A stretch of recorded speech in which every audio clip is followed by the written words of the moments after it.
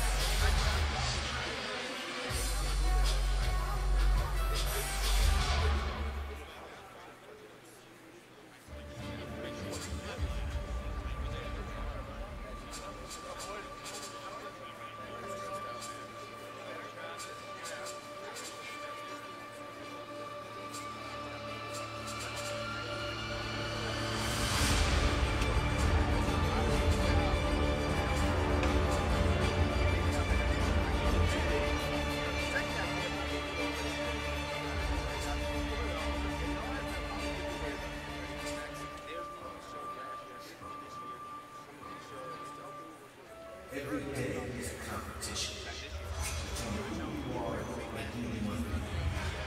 You set the standard time. Now push your gun. When you come to the competition, you conquer yourself.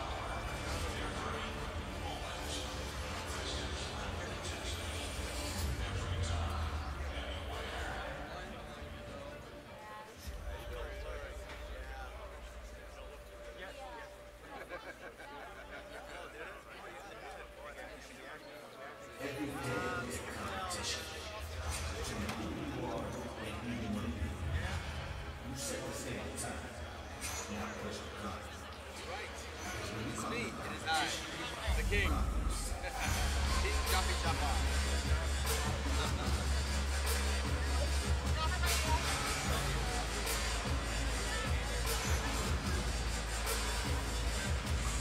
What are we doing for this, guys? Just interviews today?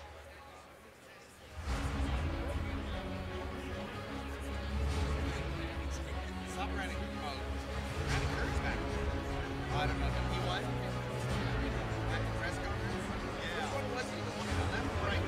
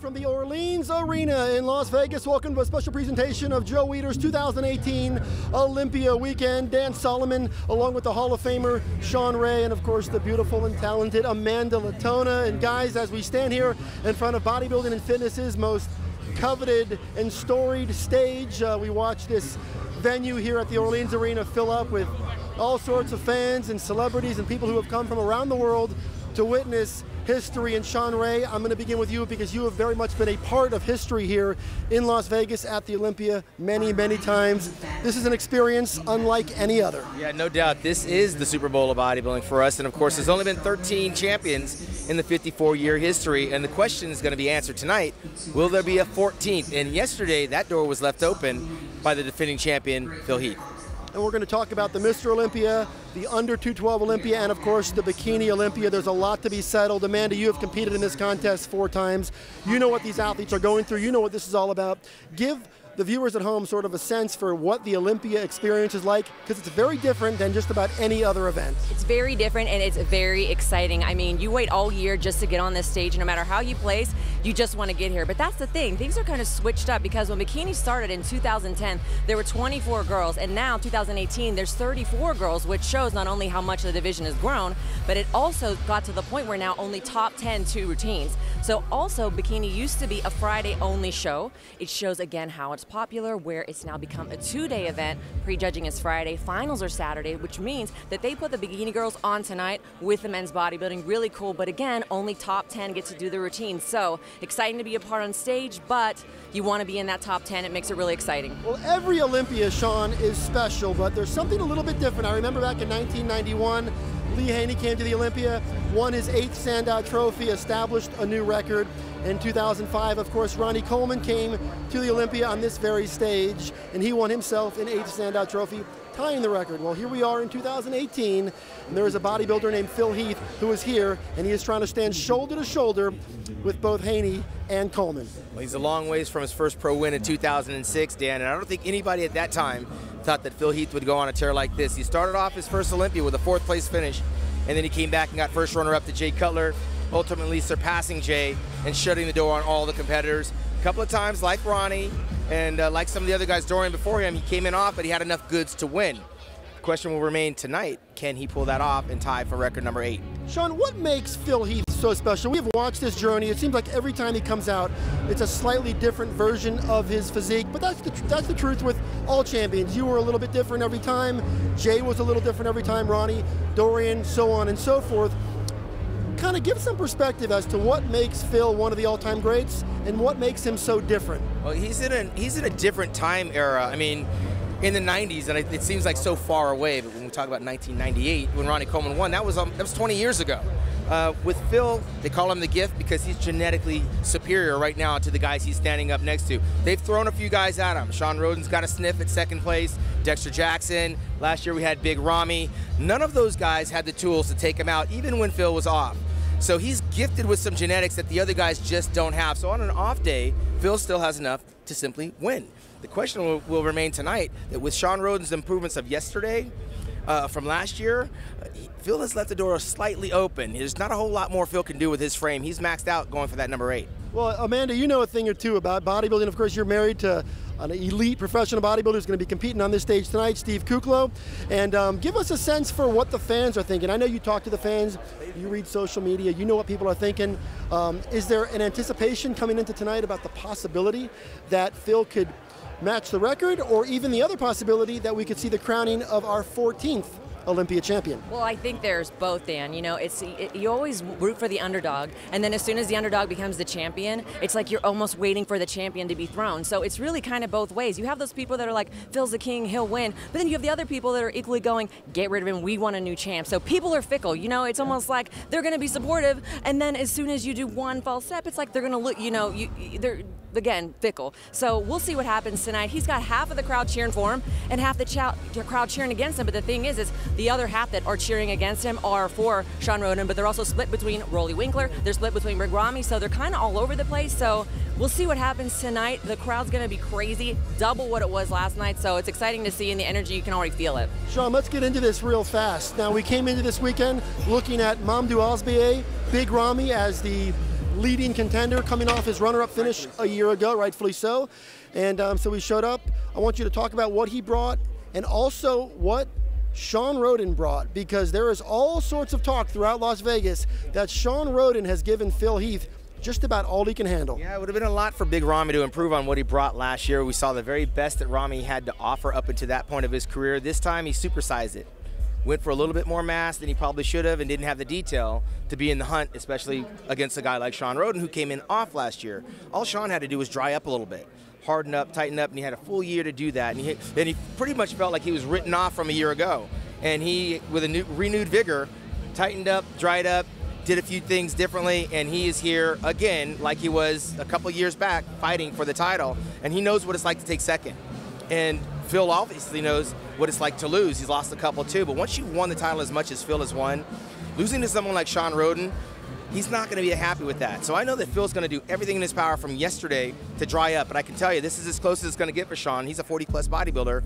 If he tightens up a little bit more from yesterday, it's going to be tough for Phil to hang on to that title. Well, we're going to break down the entire lineup throughout the night. Of course, we're going to crown a Mr. Olympia champion, a Bikini Olympia champion, and we're also going to crown a 212 Olympia champion, which is a whole nother storyline in and of itself, as James Flex Lewis makes his way to Vegas this weekend looking for his 7th title, which of course he's already the most decorated 212 champion of all time. He announced coming into the weekend that this would be his final event in this division. We don't really know what he's going to do next. Give us your take on what he showed us last night as he looks to retain the title. I mean, I think he did enough to win last night. He was a little better than he was last year. And again, they didn't throw a whole lot more new challenges at him. Ashkenani didn't deliver, especially in the lower leg department. He is being challenged by a couple of guys, and of course, Derek Lunsford has vastly improved. I think he's a little bit too young and immature to battle with Phil, or with James Flex Lewis, but I think his announcement for retiring from this division, I'm looking for him to move into the open, because if he's in the open division, he may be battling it out for the top 3. He certainly has enough to be in that lineup, especially condition-wise here tonight.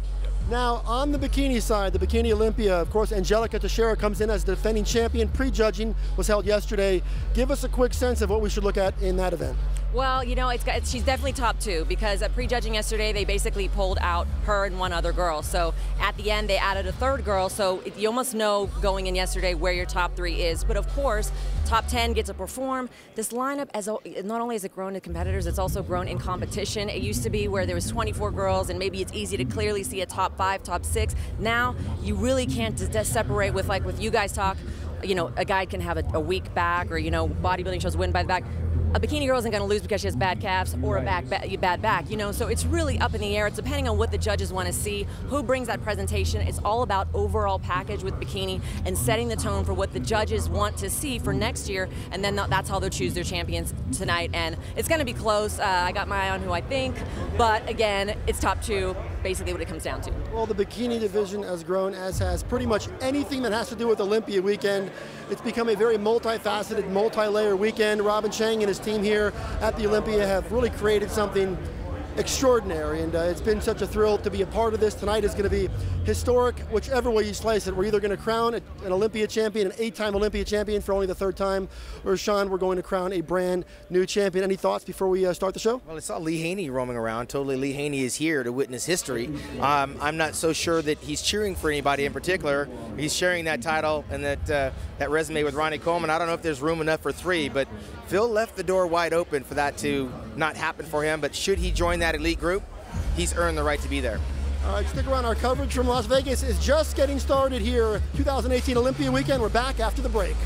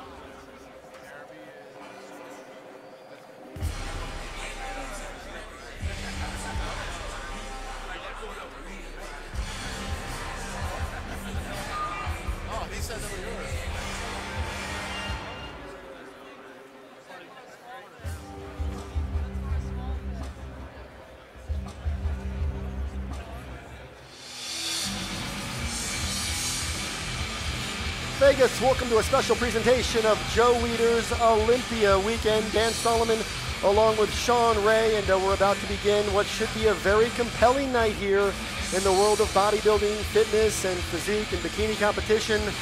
It is Olympia night, a weekend we have waited a while for. And Sean, I'm going to let you give us a sense for what's in store tonight as the 2018 Olympia Finals, the Saturday night event, is set to begin. Well, Dan, it started back in 1965 when a crown and $1,000 prize money presented by Joe Weider went to Larry Scott, who will go on to win the 1966 Olympia as well. The Cuban, Sergio Oliva, had come in to win 3 from 67, 68, and 69. Then we saw the Austrian oak, Arnold Schwarzenegger, come all the way from Austria to win his first of what would be a 6-straight-year run to 1975, where his training partner in 76, Franco Columbu, would win his first of 2 Mr. Olympia titles. And then we saw the symmetry in Frank Zane. He would win 77, 78, and 79. Arnold would come out of retirement and win his 7th and final Olympia in 1980, and then in 1981, his training partner Franco Columbu would win his 2nd Sandow Trophy. And then in 1982, we saw the oldest Mr. Olympia, Chris Dickerson, at 43 years old, win his one and only title. And of course, the Lion from Lebanon in 1983 would be Samir Banu. Lee Haney would win his first Olympia in 1984 and rattle off 8 in a row, retiring in 1991. And in 92, Dorian Yates from England would win 6 in a row, retiring in 97. Then came Ronnie Coleman and rattled off 8 consecutive titles before he lost to Jay Cutler, who would win 4. And Dexter Jackson would squeeze off 1 victory. And then we came to the gift. He would win his first Olympia in 2010 and win the next 7 consecutive years, which brings us to tonight. And you're looking at the scene backstage in the pump-up room as the guys get ready to take the stage and do their final tune-ups before they perform their routines. Our MC tonight, of course, will be Bob Ciccarello. He'll make his way to the podium momentarily, but they are filing in here in Las Vegas. This is the biggest night of the year in professional bodybuilding. History will be made one way or another. We will either crown a new Olympia, only the 14th in the contest history, or Phil Heath will retain the title and establish won't establish a new record, will equal the long-standing record of Ronnie Coleman and Lee Haney. So a lot to talk about tonight. Of course, James Flex Lewis is here. He's trying to win the 212 title for the 7th time. Angelica Teixeira in the Bikini Olympia division is trying to repeat and defend her title. You're looking at Dexter Jackson. We call him the 8th wonder of the world, almost 49 years old, still in tremendous shape. He's here trying to secure another spot in the top 5 as he walks past Ruli Winkler, a guy who had a very impressive showing last night in the preliminary judging. And the great thing about Dexter Jackson, Sean, is he's always having a good time. Listen, he knows he's in the twilight of his career, so he's soaking it all in. But with a body like that, he's still in the hunt. He's in the fight. He's one of the top bodybuilders in the world, still striving and surviving. These guys have come from all over, from the Czech Republic, Puerto Rico, United Kingdom, Canada, the Netherlands, as far away as Egypt, and of course with Ruli Winkler, Curacao. We've got plenty of guys representing the USA. This is an international competition, to be sure. There's Nathan Diash, who came all the way from England. He's starting to pick up steam, and we see the return of the King Snake. From Texas, Steve Kuklo is in the house. Well, you know, it's really an epic night, and we're going to watch this thing play out as we set to begin the show. We're going to hear from, I'm told, American Media Chief Executive Officer David Pecker. He will step to the podium. I'm told there are some celebrities in the house tonight, so we'll try to point those out as we identify them. But we're going to go ahead and send it off to the stage as we begin the 2018 Mr. Olympia.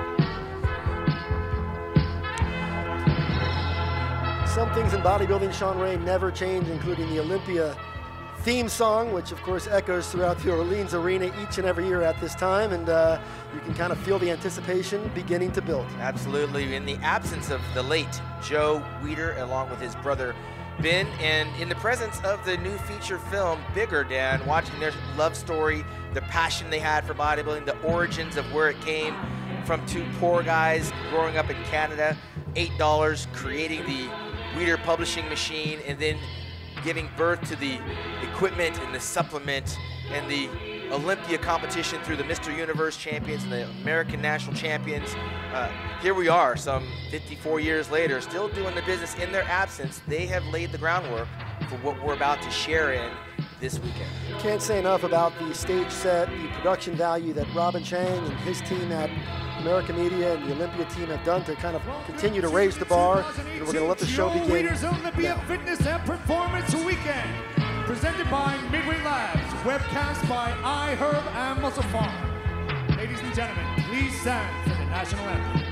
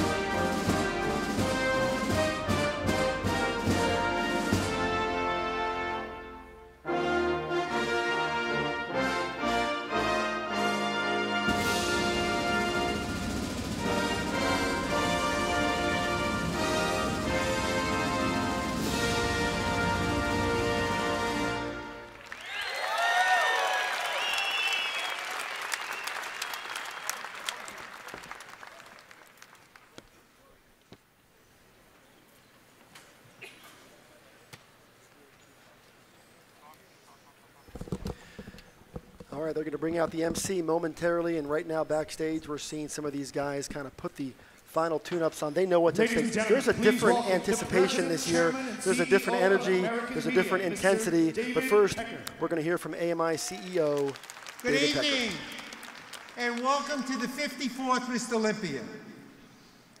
While I have many exciting things to tell you about tonight, unfortunately, we need to begin on a very sad note. Last November, Sean Perrine, the editorial director of Muscle and Fitness, Flex, and Muscle and Fitness Horrors, passed away at 51 years old. Sean was, without a doubt, the finest fitness journalist I have ever worked with and the voice of our sport. He was recognized by all as a leading authority on health, training, nutrition, and bodybuilding. His close friend, Governor Arnold Schwarzenegger, called him, and I quote, a fantastic ambassador for the fitness crusade, and went on to say, the world has lost an amazing force. I couldn't agree more. Sean was my colleague, my friend, and an inspiration to everyone who knew him. The industry will miss him. I will miss him. This is now my 16th year hosting Mr. Olympia, and I'm extremely proud of the growth we have achieved during this time. This year, we are introducing a major change to the Olympia judging, one I know you have been waiting for. Tonight, you will finally have a voice in choosing the next Mr. Olympia. Yes, yes. And for the first time ever, you will choose the people's champion. I want to personally thank my friend Jim Mannion, president of the Pro League, for helping me make this people's champion a reality. This year's Olympia is also truly special because for the first time, we hosted the IFBB Pro League Wheelchair Bodybuilding Championships.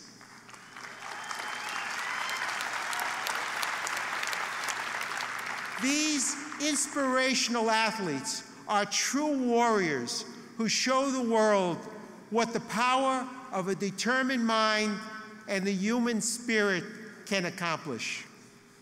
Let's give a great round of applause for this year's winner, Harold Kelly.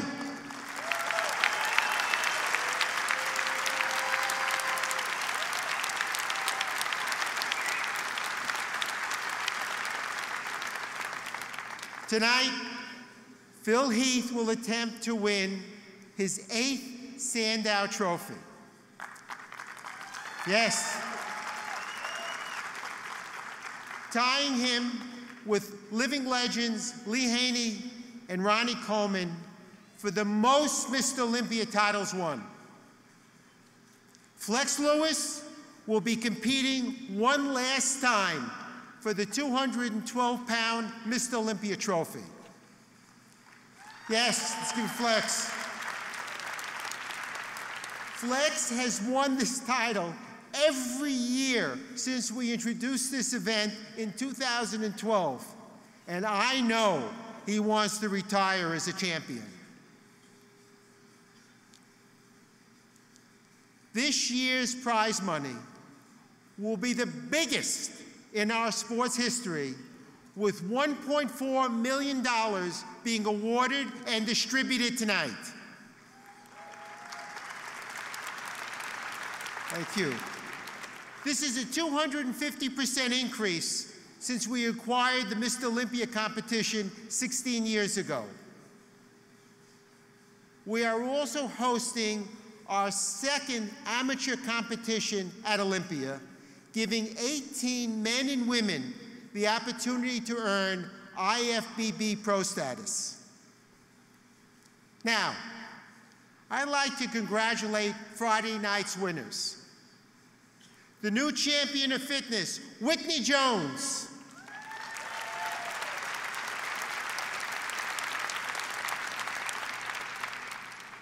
Figure, second-year champion, Sydney Gillon.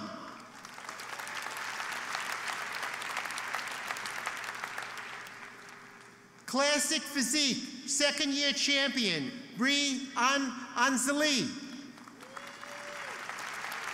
Let's give them all a great big round of applause.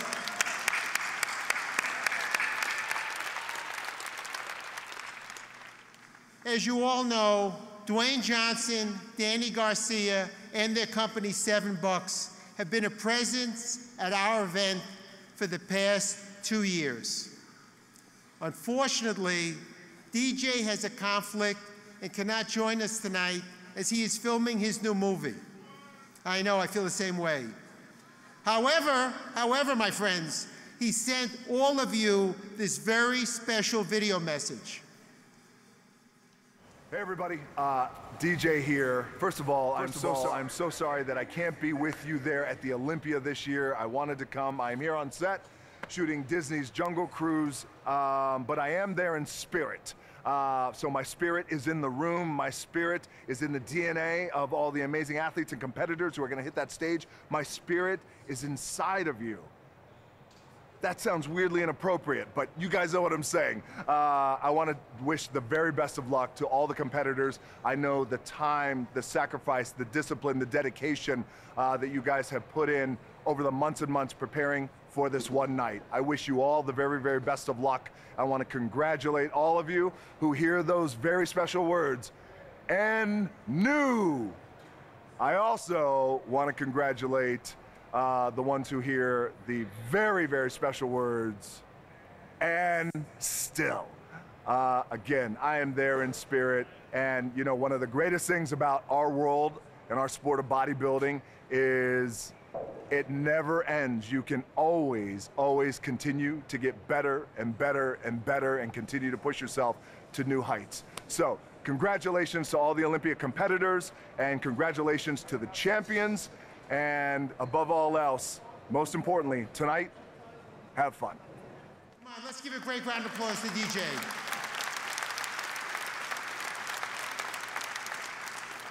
I would like to thank Midway for being our main sponsors this year, especially the owners and the founder, Wilton and Catherine, as well as iHerb and Muscle Farm for helping us live stream tonight's event. Thank you, guys. I also want everyone to join me in a special thank you to the 800+ men and women here tonight who wear the uniform of our country and protect us all. God bless you all.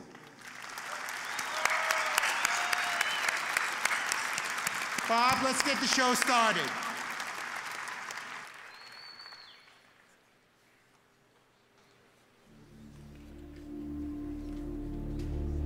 All right, Dan, we're about to get this thing rocking and rolling. This is what everyone decided to come to Vegas to see.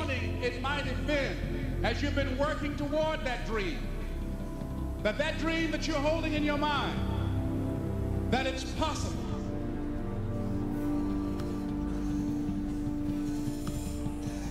It reminds me why I sacrifice. It reminds me what this title really means. It means that you're the king. And always be the hardest workers in the room.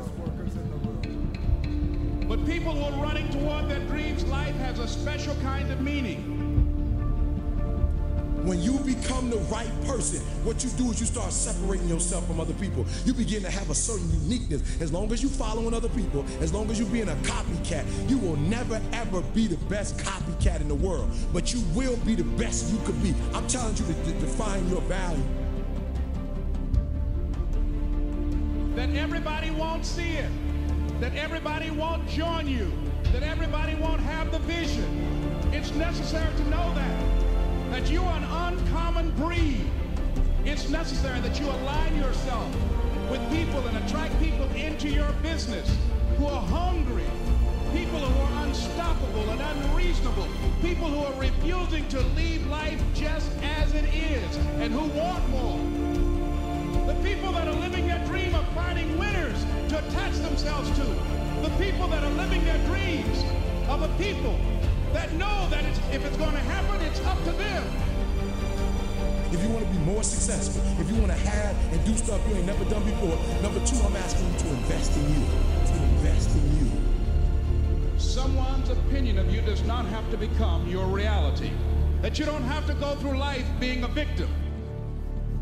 And even though you face disappointments, you have to know within yourself that I can do this. Even if no one else sees it for me, I must see it for myself. They say that life is always easier after you let yourself come undone. They say they'll give you whatever you want, and I'll be waiting in the shadow of the sun. Seasons out where no one's been before. Close the curtains, what you're waiting for, and I'll be keeping secrets till I'm in the ground.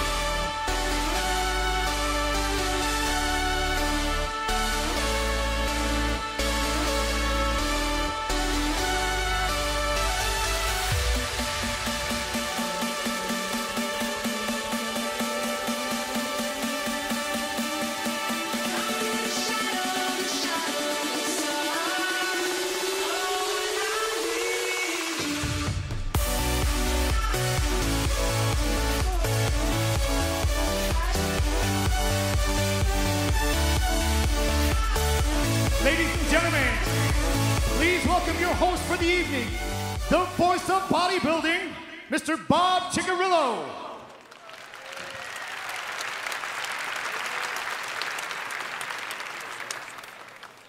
All right, how we doing, Vegas?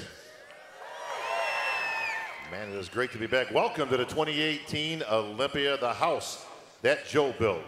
The Fall Classic, the Super Bowl of bodybuilding. Let's just call it what it is, folks. The best of the best competing to see who truly is the best. And that's going to unfold right here on this stage tonight. I'd like to welcome, of course, our live audience here in Las Vegas and those joining us around the world, of course, via webcast on iHerb, our tag team combination. Calling the action in the back, of course, Dan Solomon, Hall of Famer Sugar Sean Ray, and Amanda Latona. Sure, they're going to do a great job, and of course, we are very proud to bring this worldwide. Folks, Joe Weider started this competition in 1965 to see who would be the best built man in the world. Tonight, we're going to see that take place. History will be made right here on this stage. Before we get any further, folks, I'd like to thank our CEO of AMI, Mr. David Pecker. A big welcome to our IFBB Pro League president, Mr. Jim Mannion. And for the first time in history, I'm told, the entire Mannion family is actually here at the Olympia. So Debbie, Tyler, Cassie, JM, welcome to your first Olympia. You can applaud that, that's all right. This show is sanctioned by the IFBB Professional League under the direction of our Pro League president, Mr. Jim Mannion. Our head judges for the event, Ms. Sandy Williamson and Mr. Steve Weinberger. You can applaud the judges too, they got a tough job. And for those that seen the pre-judging yesterday, you've seen how tough it's gonna be. Very close competition tonight, folks. So without any further ado, I'm gonna dedicate tonight's competition to our good friend Sean Perrine, my buddy Shauno. He's looking from upstairs, of course. And we're going to put on a great show. All right, folks, the athletes are lined up and ready. The judges seated and in place. Fans here at Olympia, are you ready?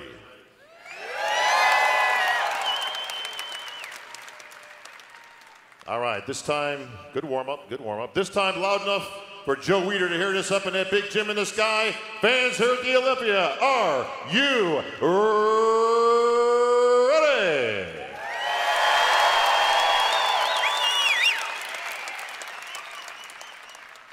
Then please welcome your first finalist from Curacao, the Beast, Ruli Winkler. Here we go.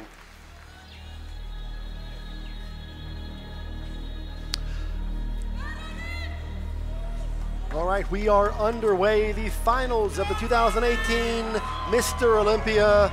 Our first competitor, Ruli Winkler, makes his way to the stage to mark the beginning of what we anticipate will be an epic night in bodybuilding history. Ruli Winkler used to compete more often. He only competed twice this year, and one of those a win at the Arnold, Australia. He landed in the top 6 here a year ago. Sean Ray, let's get a look at the 2018 version of Ruli Winkler. Ruli has been on this slow incline with his career, winning over in Finland, winning over in Kuwait, winning over in Australia, and making a run for it here tonight. He's very cartoon character-like, Dan. You open the old magazines, you see the silhouette drawings. This is very caricaturing. It's like ridiculous in terms of the size of the arms and the width of the lats and the calves that even come out. Ruli, a steady work in progress. So much muscle here.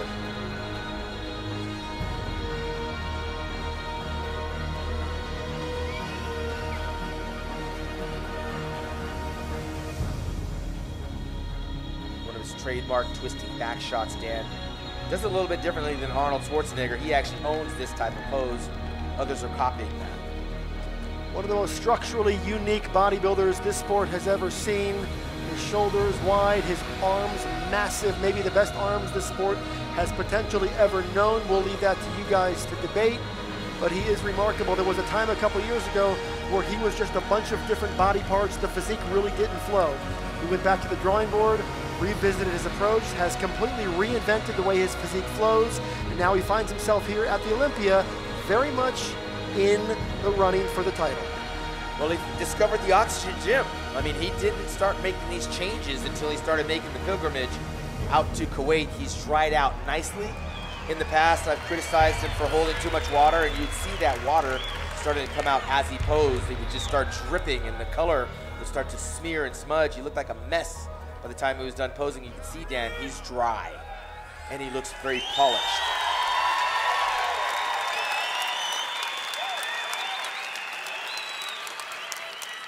Well, based on the prejudging, it looked like they had him very much in that top 3 or 4 group.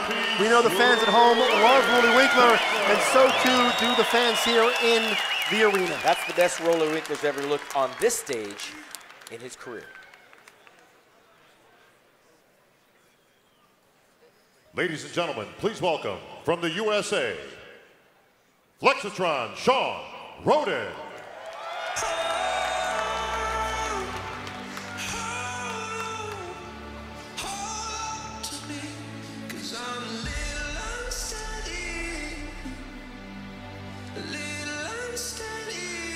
When we arrived in Las Vegas, we did not know what we were going to get from Sean Roden. A year ago, he fell to 5th. He's been in the top 5 6 years in a row. He was a runner-up here in 2016. And based on the way the call-outs went and last night's prejudging, Sean Roden is very much a contender tonight. There are many bodybuilding fans who watch this show that feel that Sean Roden may have done enough to become the 14th winner of the Mr. Olympia. Well, there's no question he improved vastly from a year ago. Sean Roden's first flush on the stage, Dan, we both called it that he was off, a little bit of watery. We understood later on that he had a broken jaw. This is a vastly improved physique. The obliques are in, he's tight and he's dry. The delts are just offsetting that physique.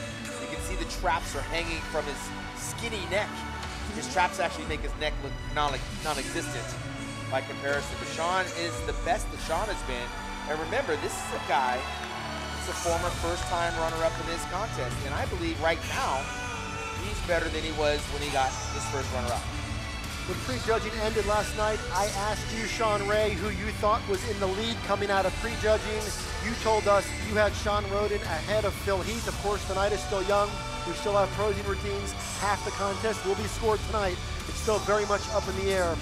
But Sean Roden has made this contest far more interesting than a lot of people thought. But Dan, it's a heavyweight fight, and a heavyweight fight goes 12 rounds. So if you fight the first 6 and win the first 6 rounds, and you're the champion, you may come back in those last 6 rounds, may even get a knockout.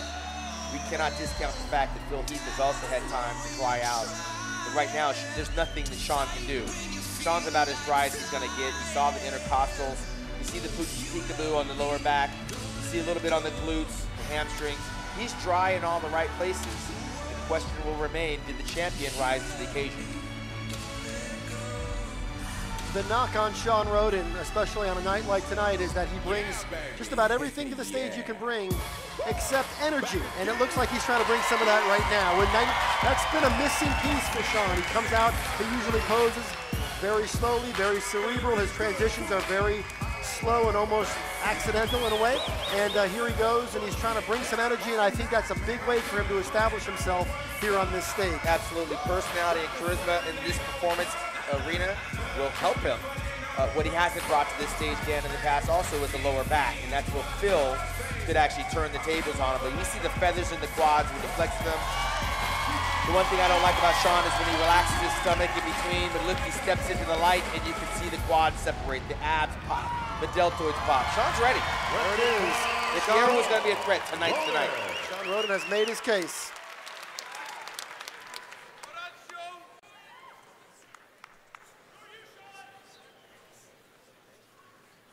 Ladies and gentlemen, please welcome from the United Kingdom, Nathan Diasha.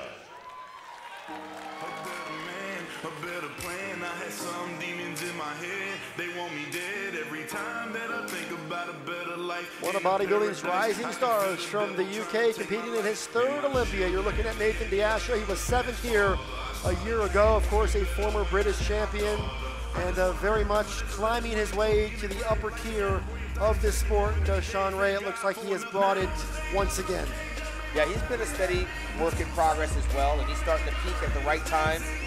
Again, Dan, this being a two-day show, yesterday being prejudging, it really is about being critical because at that stage we're breaking them down.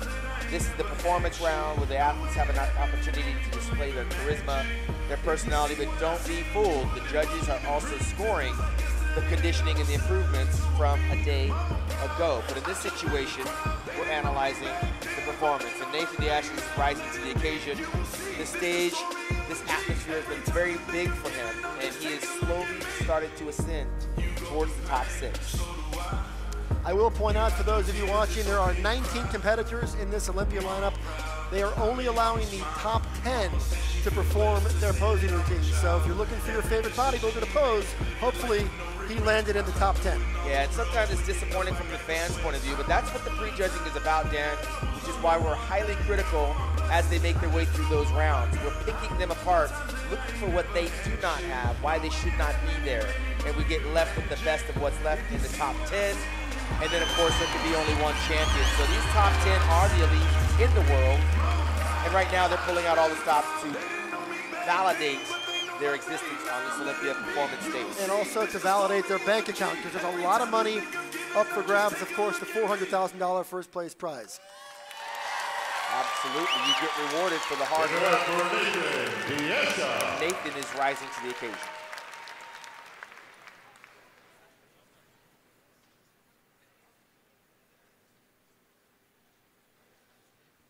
Ladies and gentlemen, please welcome from the USA, Brandon Curry. If I die and go to heaven, well, I'll make it through the morning gate.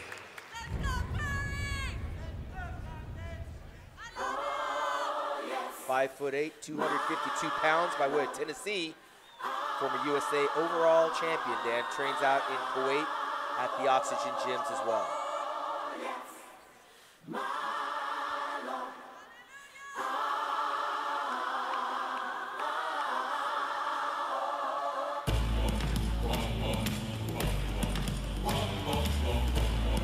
The moment he arrived on the pro scene, we knew Brandon Curry was going to be special. He had all the tools to be one of the greats. We've talked about that every time he walks out. He had a big year last year. He won twice, and then he finished 8th here a year ago, and he's trying to prove on that. And then based on the call-outs from last night, he looks like he's right around that, and he may have taken one more step forward. Yeah, again, and if he does take a step forward, he may be battling out with the legend in Dexter Jackson.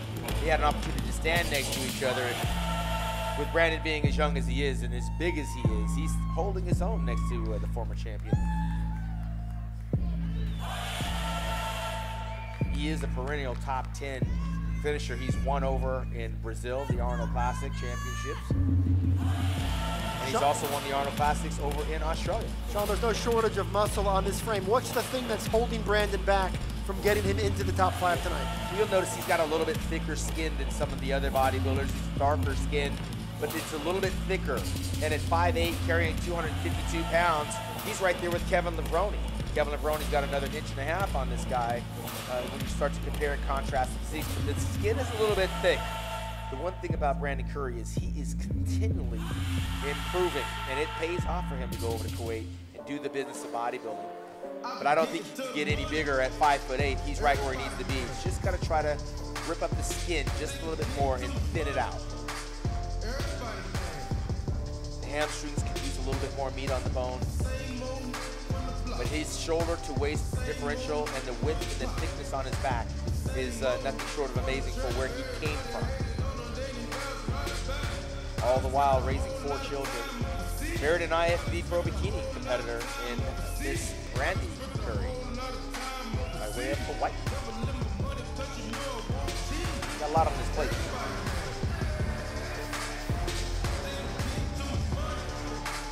What we learned last night from watching prejudging is that this lineup is stacked. There are no soft spots. Even when we got down to those 3rd and 4th callouts, we saw the quality really at all phases of this competition. Brandon Curry does not appear right now to be projecting as a top 4 or 5 guy at this point. I've got a top 8, and that's respect for Brandon. Absolutely. He belongs in that top 8 for sure. A great bodybuilder.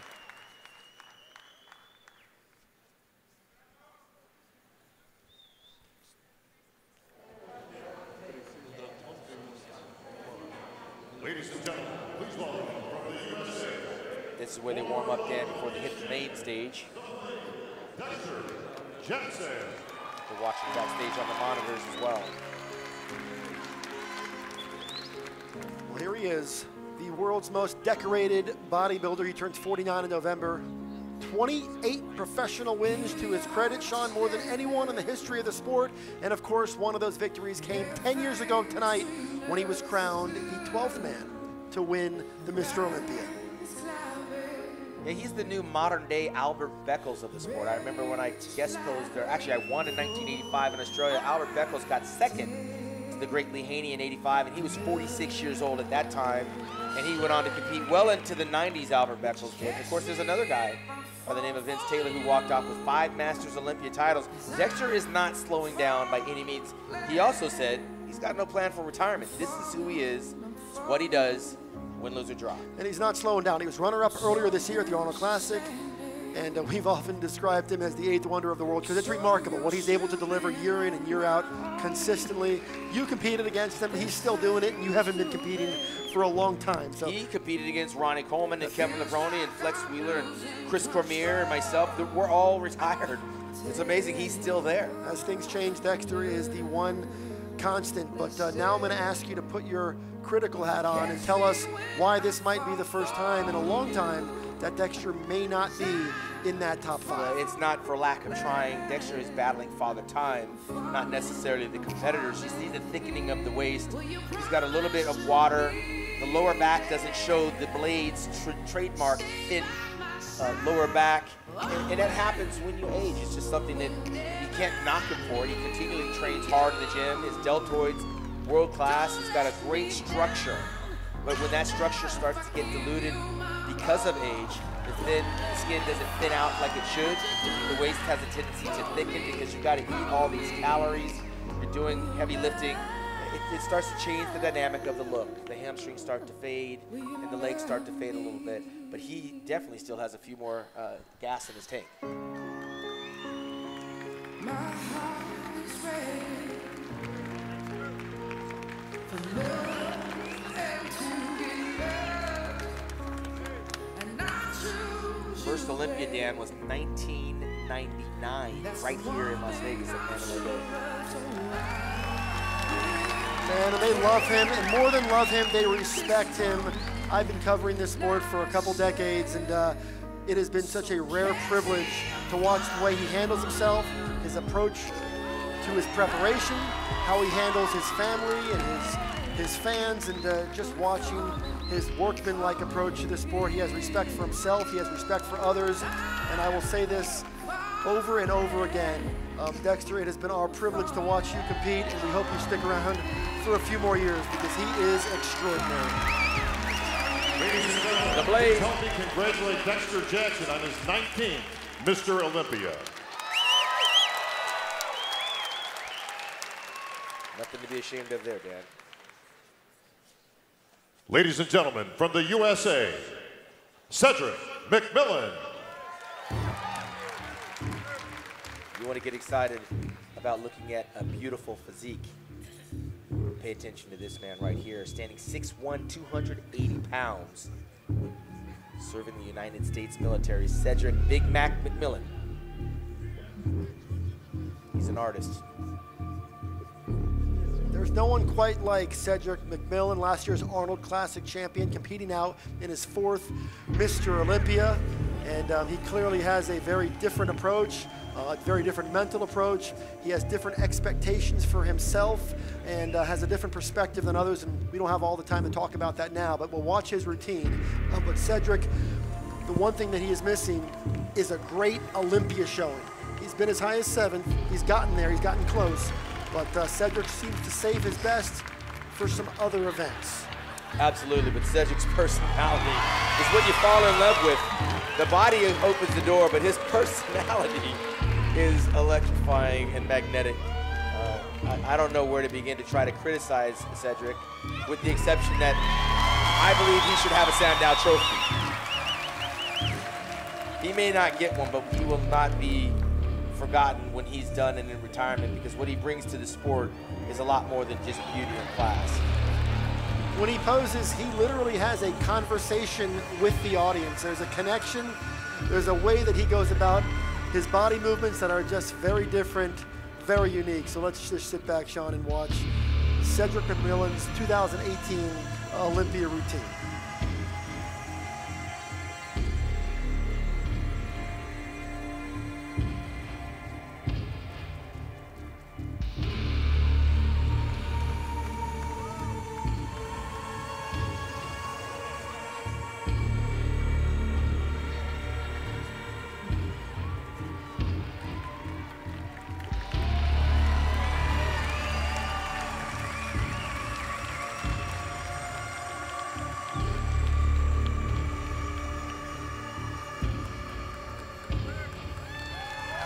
Funny, Dan, some of the guys, when they pose, they forget the audience is there. But Cedric is very aware and very interactive with his audience, which makes him a very popular personality and guest poser around the world. Ladies and gentlemen, please welcome from the USA, Steve Kuklo.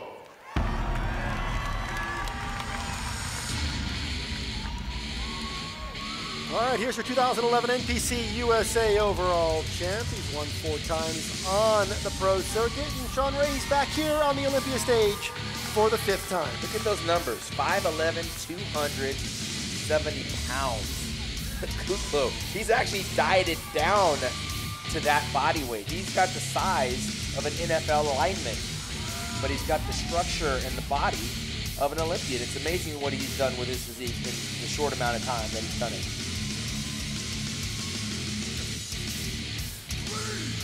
And once again, if you are posing now, that means you are in the top 10. So that's great news for Steve Kuklo and fans of Steve, because it's a good showing for Steve to show up here at the Olympia and secure a spot in the top 10. Well, he's realistic too. He's like, I'm not gonna win this. I'm not gonna be top 6, but you know what? I can give them hell, I can give them a run, and you get into the top 6, you just eliminated half the lineup. So kudos to the King Snake by way of Texas. Kuklo, he's got a lot of irons in the fire. He's a very busy guy. He's very popular. And of course, he's got a pro wife, Amanda Latona, our co-host. I mean, that's a distraction in and of itself, but yet he's able to get in shape for these competitions. So what you're saying is Steve wins either way. He's a winner. He gets to go home with Amanda Latona. Winning. No doubt. He's a former overall USA champion, Dan. Earned his pro card right here in Las Vegas. Seems like a lifetime ago. Gone on to win over in California and in Texas at the Europa Championships as well. He also, Dan, won out in Brazil. He's a former Arnold Classic champion winner out there. I forgot to mention that. And actually was called to duty the same night he won on our flight home from Brazil, trying to save a passenger's life. Fireman by trade. Professional bodybuilder by profession.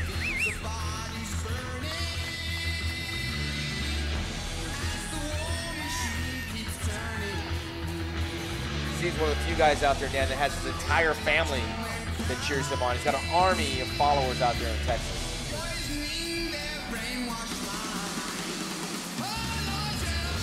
What he's missing here, Dan, is the back, a little bit of thickness, a little bit more thin skin. Again, we talked about the water retention, which doesn't make him as competitive in terms of being the top 6 threat. He dials it in a little bit more, maybe gets a little bit more detailed, a little bit more competitive. But he's got the structure, the nice V shape, big billowing quads, nice calves. Everything's there, just got to get the conditioning. Steve Kuklo.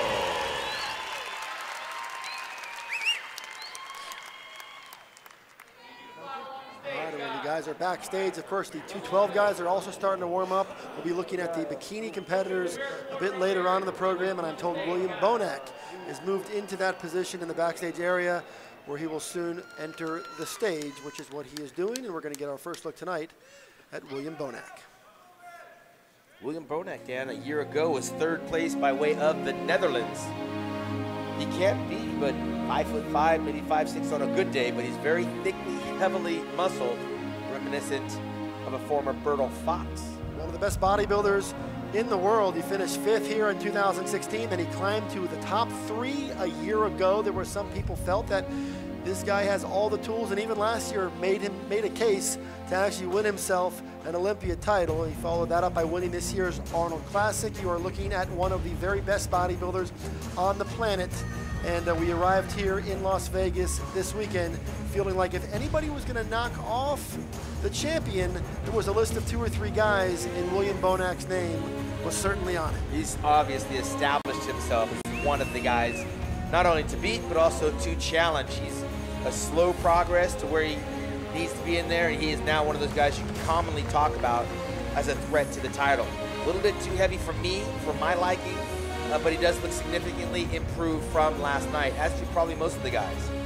He's working with super trainer Neil Hill, who also works with Flex Lewis. Neil Hill has established himself as one of the preeminent trainers in this business, and what he's done with William Bonac over the last couple of years is extremely impressive, and William has a tremendous presence on that stage. Strong, thunderous, posing music, part for part. He kind of stacks up with just about anybody, but as you mentioned, not quite as crisp as he was last year. And that's the only thing that may be knocking him down, Dan, in my opinion. His quads are massive.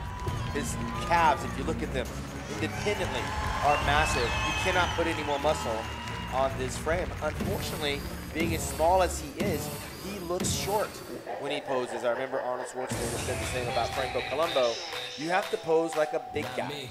And unfortunately right now, William still kind of poses a little bit small. I would love to see him extend just a little bit more, but this guy has all the goods to challenge in any show. The muscle is there.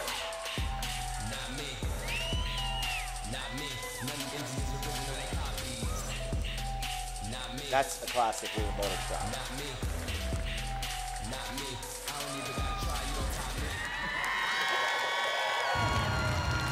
Crowd obviously likes what he's putting out there, which is what the night show is about. They're not just hitting the mandatory poses, they're hitting poses that accentuate what they like as bodybuilders, and they can interact and show their personality as he is doing now, pacing back and forth across the stage, showing his fans on both sides what he's brought to Las Vegas, and they're appreciating what he's showing.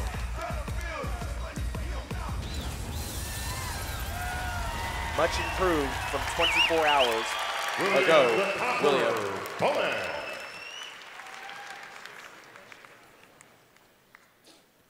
Ladies and gentlemen, please welcome from Egypt, Mamdoa Big Ramy Elsbaye.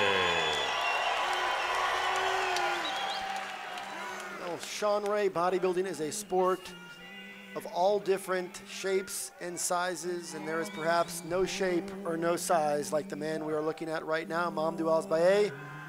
They call him Big Ramy for extremely obvious reasons, and we're going to sit back and watch the posing routine of the man who was the runner-up at last year's Olympia.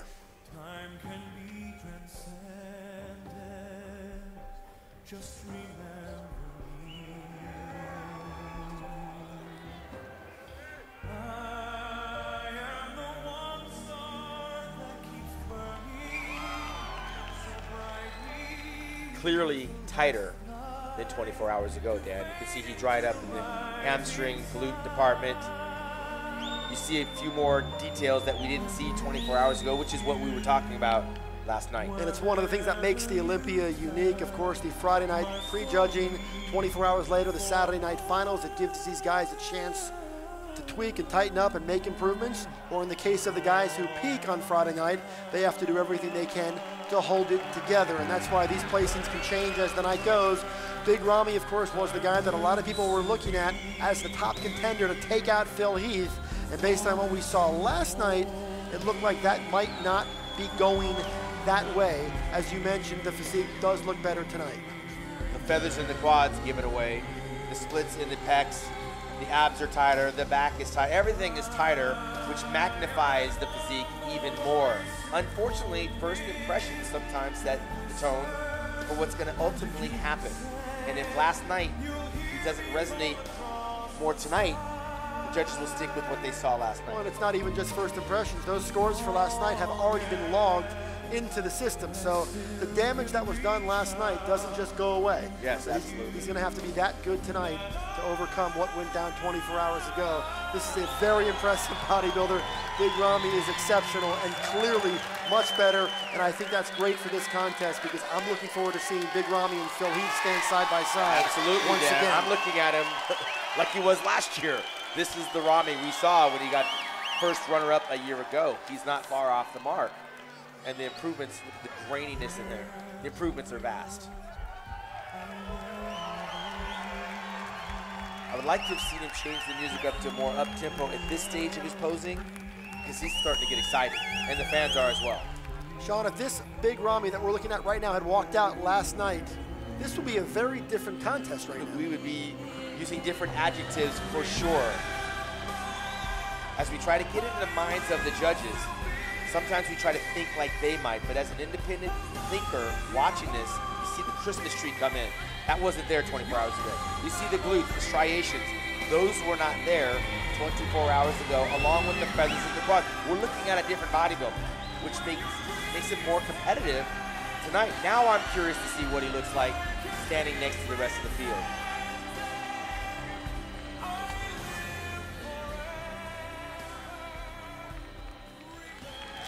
Can't sleep on this guy. He's still dangerous.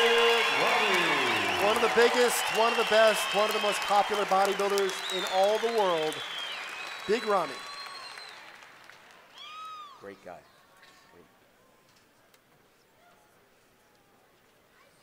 Ladies and gentlemen, from the USA, your 7-time reigning and defending Olympia champion, the Gift, Phil Heath.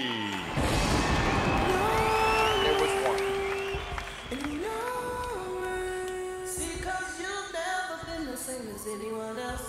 Don't think the same as anyone else. All right, Dan Solomon along with Sean Ray, you are watching the #1 bodybuilder in the world perform here at the 2018 Olympia. Made his pro debut 12 years ago. 5 years after that, he became Mr. Olympia. He turns 39 this year. He's attempting, of course, to equal the all-time record set by both Lee Haney and Ronnie Coleman. Last year, he dealt with all sorts of issues, some injuries. He promised to come back this year better. He promised to come back here and make history. And Sean Ray, I'm going to let you get this posing routine started by giving us a take on what we're looking at right here from the 7-time champion. You're seeing why they call the guy the Gift. His side chest is world class, and now he's turning to the back, which is what he will even admit wins him competitions from time to time. It definitely saved him last year standing next to Big Ramy. You see the glutes, you see the hamstrings, and now we get up to the back double bicep. And usually by comparison, this is where Phil rises to the occasion. Well, Phil Heath and his trainer, Hani Rambod, are known for mastering the art of those 24 hours. They have a history of being able to tweak and tighten and improve over the course of those 24 hours. So the question is, has he done what he needed to do coming off of last night where he did get some criticism? Well, by himself, he clearly has dried up. It's when he stands next to the other guys, we're gonna find out how much. But right now you see the split in the biceps, you see the feather on the hamstring, the separation, striations. Phil is dried up nicely. You cannot determine whether it's enough until he's standing next to the other lineup. Again, he doesn't have very many weaknesses. This is very much a business trip for Phil Heath. He knows what's at stake. He knows there's plenty of people that would like to see him go down. When you get to the top, those are the realities. And he is here. He has done the work.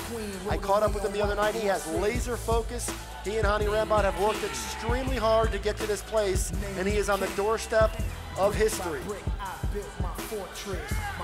Well, when you talk about history, Ronnie Coleman and Lee Haney, you cannot not talk about someone like Phil Heath, who may join that company. But again, the midsection is what I'm drawn to. In between the poses, he's got to maintain a nice, tight midsection, because that's where Sean Roden will close the gap. He may shut the door on him when it turns to the rear double bicep, but when it comes around to that front abdominal and thigh, that's where Sean Roden is right there waiting for Phil. So this is going to be a battle of comparisons in terms of what they look like standing next to each other. And for Phil, he's a different kind of champion. He's also a champion in the era of social media. It's been a whole different set of circumstances over the course of his run, and he's been very willing to put his opinions out there, very willing to respond to detractors.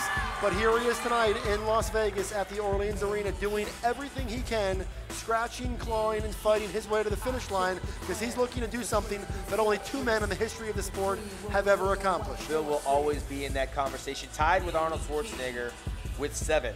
I'm not a big fan of the non-routine in the routine round. I would have much more appreciated Phil doing an orchestrated routine. But nonetheless, he hit all the Phil Heath signature poses, and he's dried up nicely. Now we come to the payoff, and they start with the comparisons. I'm looking forward to what we're about to see.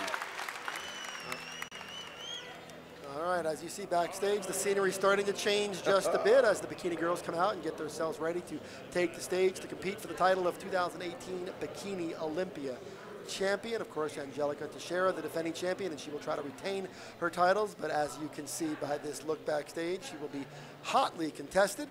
And Sean Ray, I think hotly is the operative word here. And we're going to go ahead and send it back to the stage. All right, well, that was a nice sneak peek of things to come. But right now, we're going to be looking at the guys that did not make the top 10 of the 54th Joe Weider Mr. Olympia Finals. And I want everybody at home to look closely at the quality from the USA, on that stage right now. These are the guys, as Sean said, who did not make the top 10, and there are some damn good bodybuilders up there.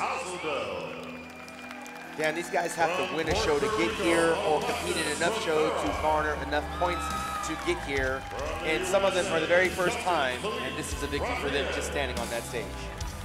From the USA, Charles Griffin. They're all competing with history, having Phil in that lineup, and Dexter, the Blade Jackson. From the USA, Josh Wade. From the USA, Big Diesel Juan Corral. And from the USA, Sergio Oliva Jr.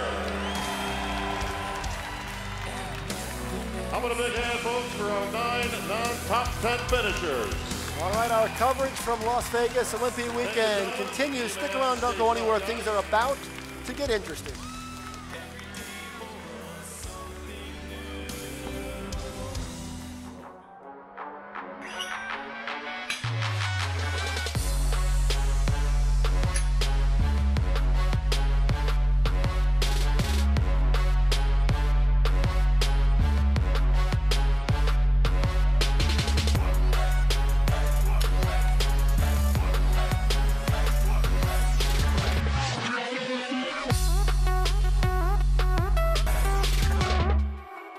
To vote and put in order who you want to be this year's Mr. Olympia.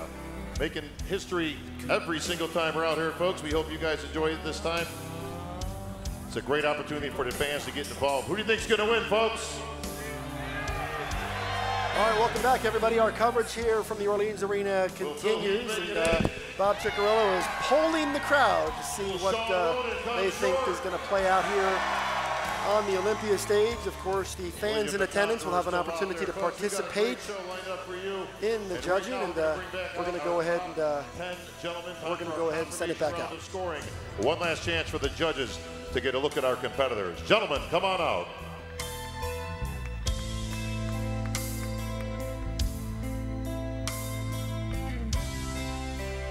All right, let's bring out our top 10 on the diagonals. Remember, folks, this is being judged live right now, so be as loud as you want and try to help the judges out with their decision.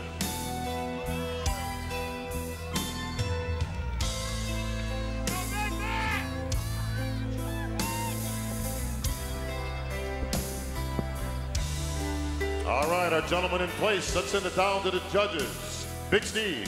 Thank you, Bob. Rowley, William, Phil and Sean.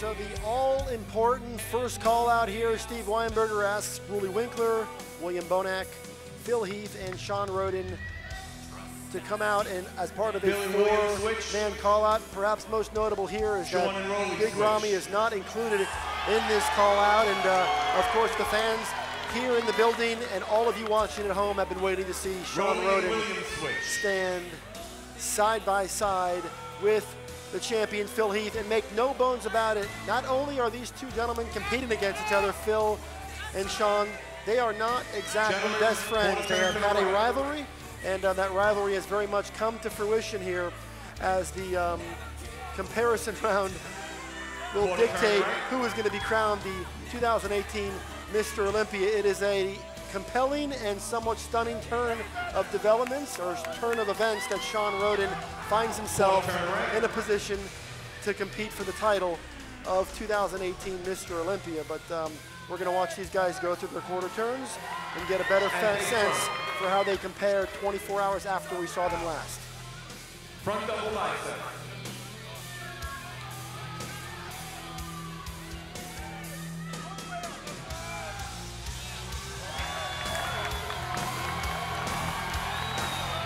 Well, there it is. There's the front double bicep comparison, Sean Ray. Front lat spread. These guys are going through it pose by pose, and this is a close competition. William Bonac, of course, on one side, Ruli Winkler on the other. There is a lot to be decided right now. That front lat spread, Sean Roden is all over it right now. Side this is the chest. shot that Phil typically could pull off. Sean Roden is holding his own, and this is another one of Sean Roden's good shots. It's a great shot for Phil, good shot for Sean, but he's in better condition than a year ago. Phil's got better arms in this pose, but man, Sean has closed the gap on Back that pose. double bicep. See, that's a pose where Phil's going to win. Now, these back shots at one time were dominated by Phil Heath with that insane detail and separation and those lines, that three-dimensional muscle. It's going to be interesting to see how it looks tonight as he and Roden are compared.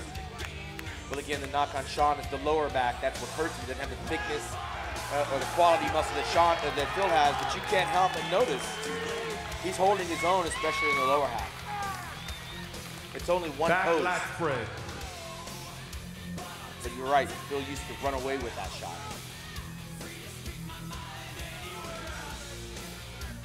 Sean's getting a little bit more points from me because he's so much more improved, whereas Phil not so much. Who wins that shot? Arguably, I'm going to stay with Phil because Sean doesn't have the meat on the bone Side that we talked about tricep. earlier that Phil has. That middle back thickness really puts Phil over the top in that shot, but it is getting closer and closer.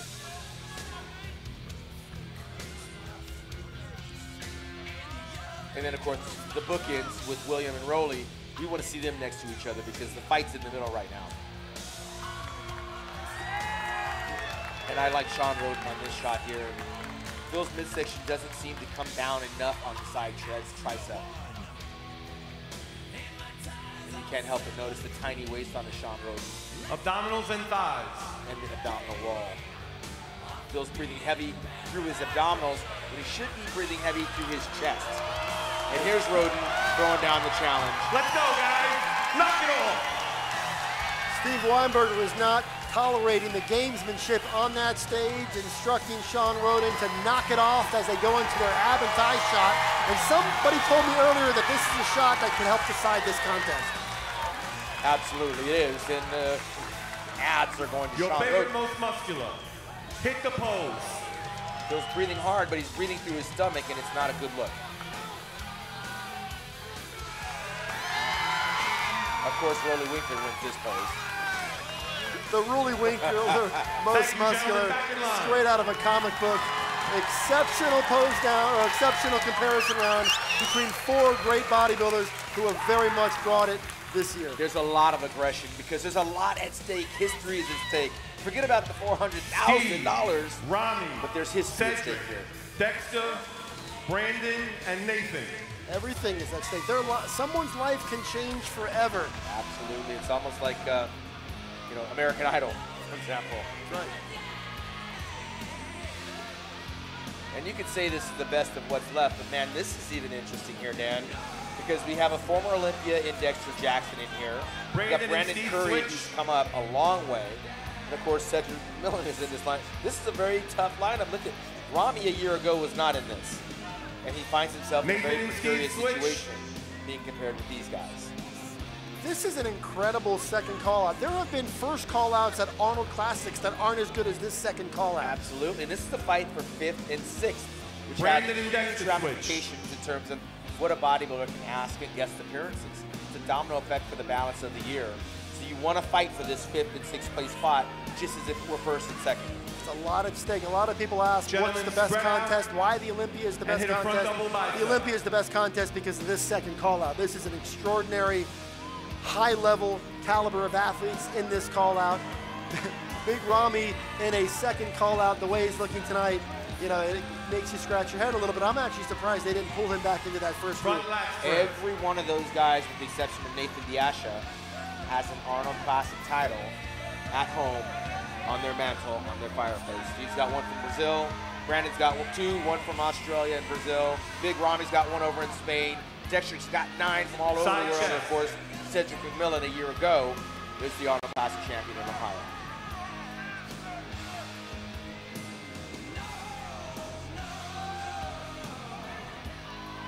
With the exception of Phil not being in this call-out, Dan, this is like could be any pro show anywhere in the world.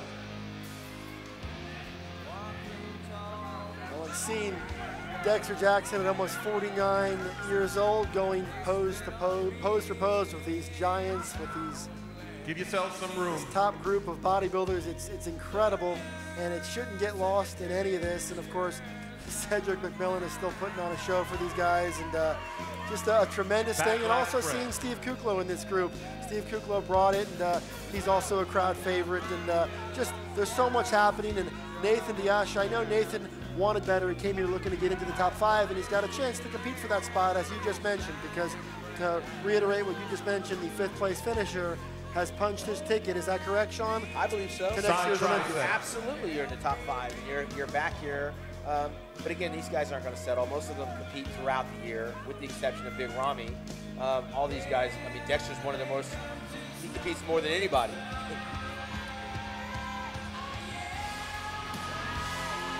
The majority of these guys will probably go on to the tour. This show's coming up after Dominoes this, and thighs. including the Czech Republic.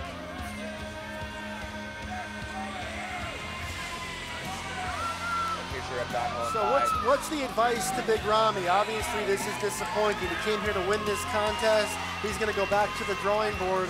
What does he need to do coming out of this contest? It's not a simple fix, Dan. I mean, you can say the same about Dexter.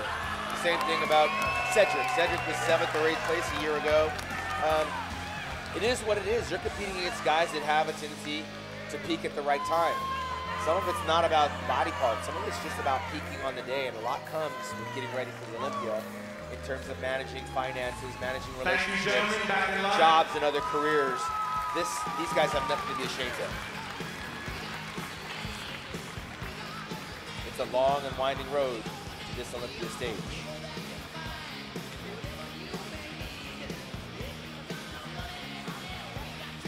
But I believe we're going to get one more look, Dan, at those top 4, or at least the top 2. Phil, Rolly, William, and Sean. Here we go. I'd like to see William and Rolly next to each other in this call-out. Well, it's the same call-out that we saw about 5 minutes ago. Rolly Winkler, Rolly and William switch. William Bonac, Phil Heath, and Sean Roden. He's going to make these guys work. Steve Weinberger, the head judge, takes great pride about making sure all the scenarios are covered and all the boxes are checked. But the problem is the call-out's the same. When I say pose, To get a good look, we got to compare William and Rolly. front double bicep. They have to stand next to each other to establish 3rd or 4th place. All right, Sean Ray, let's do this. Phil Heath versus Sean Roden, front double bicep. Roden wins this pose. William Bonac and Rolly Winkler, very formidable as well. We move into the front lat spread. Sean Roden or Phil Heath? Sean Roden is winning this pose. So right now, according to you, Sean Ray, Sean Roden is up 2 poses to none. As they go through the compulsory, Steve Weinberger turns them to the side. They'll go into a side chest. and I'm going to let you call this one as well. Oh, man, that's Phil Heath's shot. His arms are too big for a shot. That's Phil Heath all day long.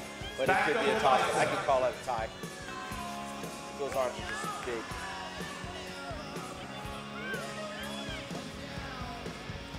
So we're going into the lat spread. These two gentlemen in the middle have the back double bicep, I'm sorry. They're going to go into the back double. And by the way, William Bonac delivers a terrific back double off on the left side. I can tell you, maybe William might be winning that back shot. Yes, sir. Back spread. Phil does have a pretty back double bicep. I can't take that away from him. And what we're doing here is we are splitting hairs. I mean, we talk about Phil Heath. He is an extraordinary specimen, a remarkable bodybuilder. And what we're trying to do is we're trying to determine who's going to walk off with a Sandow Trophy. So that's the way we have to do it. Sean Ray to the lat spread. Compare them. I'm going to go with Phil on that because the upper back is more grainy and separated, where Sean's a little more smooth. It's because he doesn't have that thickness to his upper back. All right, so Sean Roden was warned about delaying between the poses. That was on the abdominal shot. On the abdominal shot. He was just doing that for the thrill and excitement. And of course, the midsection of Sean Roden is extraordinary this weekend. Mind you, I like Sean Roden in this pose better, but it's the tricep we're looking at. Phil is killing him on the tricep itself. But the pose goes to Sean Roden. The key for Sean Roden is to control the midsection. When he controls it, he is spot on. And the water is starting to come off of Phil, especially around the shoulders and the upper chest area. And this is obviously, for me, that's Sean Roden's pose. And I don't really like the way Phil is hitting that shot, but his arms are so big you can't get him behind his neck. Are you seeing anything different about Phil Heath from a body language standpoint? I absolutely do, because he's gasping for air right now, trying to breathe through his nose, but he's breathing through his stomach. So he's fighting for it, and that'll make you have to breathe for more air. Sean Roden opts for the hands on the hips, most muscular. And of course, a very different look. They each play to their own strengths. Notice the shine that's coming across the upper body of Phil. That's the water that's about to start coming out very shortly, whereas Sean is still dry as the bone. Phil's starting to gather a little bit of water down the middle of the pecs and up around his lower neck and around his shoulders. That's water that he's holding, whereas Sean does not have that. Notice he's keeping his thighs separated. Sean Roden is. Phil's got to be mindful to stay flexed throughout. Of course, those big sweeping quads come in very handy for Phil Heath in that pose. It gives him an advantage. And now they're going to go into a side chest. And as they continue to pose, Phil's starting to get shinier and shinier. It's not that someone's putting oil on him, that's water starting to come out. And sometimes you can get better, but he's got to rub that into his skin so that it doesn't look like it's just dripping out of it, especially on the back and the traps. You got to respect the fact that Steve Weinberger, the head judge, is making these guys work, but I'd like to see him switch it up so we can see William and Rolly stand next to each other. Because that is the big battle. That battle for third place, a lot of money is on the line, and a spot in the top three means a lot here at this competition. Steve Weinberger asks for their favorite, most muscular, and potentially the final chance to make their claim. I don't know if they're going to continue this much longer. The champion is the only one that's breaking a sweat up there, which tells me he's holding water. Their styles are very different, Sean. William Bonac is looking harder as he poses. Thank you, gentlemen. Back in line. This contest has not been decided as of right now, Dan. There's no way there's a clear-cut victory for Phil Heath at this point in time. But nothing like the thrill of victory and the agony of defeat, having to make us wait to find out what this is going to do as far as the judges. All of them are very competitive. But what the heck, Rolly Winkler was amazing. All right, we're going to switch gears right now. Anybody here for bikini? Yep, me too, me too. We've got 10 of the best in the world right here tonight, folks. So please welcome your first finalist from Argentina, Romina Basualdo. All right, Dan Sullivan, I am now joined by former bikini sensation Amanda Latona. You've competed on this stage 4 times, and you're going to walk us through this thing and tell everyone at home exactly what we are looking at as we look at some of the most beautiful physiques in the world. Absolutely. What's up, guys? Yeah, so this is a very, very exciting Bikini Olympia, as we talked about earlier. First one was in 2010 with 23 competitors, and now, or 24 competitors. And now we've switched into an amazing lineup of 34 women, but 10 of which will make the stage. Romania's a champion. She's absolutely beautiful. She's a nice, slow, graceful stage presence, and again, in bikini, stage presence does matter, much like everything else. You're looking for full package here. You're looking for beautiful skin tone, beautiful symmetry. Now she's moving her hair almost to the back, but she really doesn't have to, like other divisions, figure and fitness, where they're actually showing their back because they are judged on having a muscular back. In bikini, it's not like bodybuilding, Dan. They're not going to win a show if they have a great back or great calves. In bikini, it's overall package, it's poise, presentation, grace, looks, muscle, but not too much muscle. And I think she displays that great. Well, there were 33 competitors in this year's Bikini Olympia. We are going to see the top 10 competitors as determined by yesterday's preliminary judging. The top 10 will make their way to the stage during this portion of the competition. All right, now let's talk about Laura Lee. She's on stage right now, and she is entering the Olympia off of 3 back-to-back wins, the Tampa, Chicago, and the Toronto Pro, which are really amazing show. Now, I saw her pump up backstage, and I looked over by my shoulder, and I was like, well, look at her butt. No offense, Dan. I mean, I got to check those things out, too. You know what I mean? And she's a new pro, young, and she's actually looking to be top 2. Now, at the pre-judging, which was yesterday, her and Angelica, the reigning champion, got pulled out. And so she's looking to be top 2, and in my opinion, an absolutely beautiful representation of what the bikini division is about. It's beauty, it's poise. It's like take a Victoria's Secret girl and put some muscle on her. That's what Laura Lee is. Great opportunity to be a new champion. Really credit to the NPC and Jim Mannion for cultivating this bikini division. It started out as a bit of an experiment, a trial run, and it has blossomed into one of the biggest attractions really in the competitive physique industry. The bikini division is extremely popular at all levels, at all the local NPC shows. So as it's become more popular, we're seeing the quality of the physiques when they get to the Olympia stage kind of reach a whole new level. Oh my gosh, absolutely. I mean, it used to be where you would see the girls and you could pick a top 10 that was good. Now, the level of athletes and conditioning, it's absolutely amazing. And that's the thing. As this sport's grown now, 2018, again, starting in 2010, you'll see if you go back to pictures, just the difference as the athletes are more conditioned. Now, is it they have more muscle, or is it that they're leaner? Because we all know the leaner you get, the more muscular you look. So it's, again, having that wonderful proportion of muscle, but not too much muscle. She has a beautiful amount. She has amazing glutes. She's actually one to look out for in the future. I like her physique.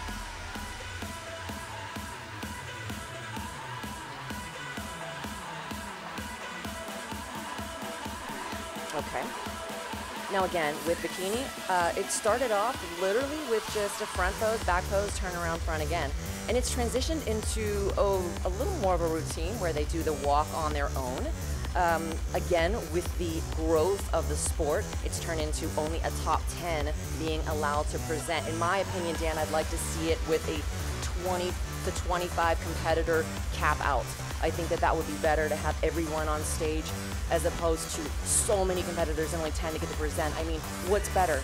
Getting to this stage and only getting to say, hey, or you know what, I didn't make it this year, but I'm going to shoot for next year. Well, one of the challenges there is that the bikini division has become so popular, and all the promoters around the world, they love putting on bikini competitions because they are so popular. So we have that situation by the time we get here. There's a lot of athletes qualified. We're looking at a former champion, Ashley Coltwasser, one of the all-time greats in this division. Right, Ashley was the first girl to ever win a Miss Bikini Olympia. Not only is it, well, she won it as a rookie, but she also won it 3 times in a row. Now she took a year off, and she came back this year after 3 wins. She's entering in this Olympia of 3 wins. Now when she did she won it in 2013, 14, and 15. In 2016, she dropped to 4th because, in my opinion, Dan, her conditioning was just off. Now she knew the way the division has progressed, she's had to bring that conditioning, which she has. And I was really interested to see how she was gonna fare up though on a bikini lineup, and it looks like she's out of the top 3. Well, here is Janet Leog, one of the more popular bikini competitors. She has been referred to by many people, including myself, as one of the most beautiful women in the world. I heard you say that earlier, yeah, Dan. She is extremely popular. I agree. The magazines love her, and she was actually a Miss Hooters at one point. Yeah, you could say it. Hey.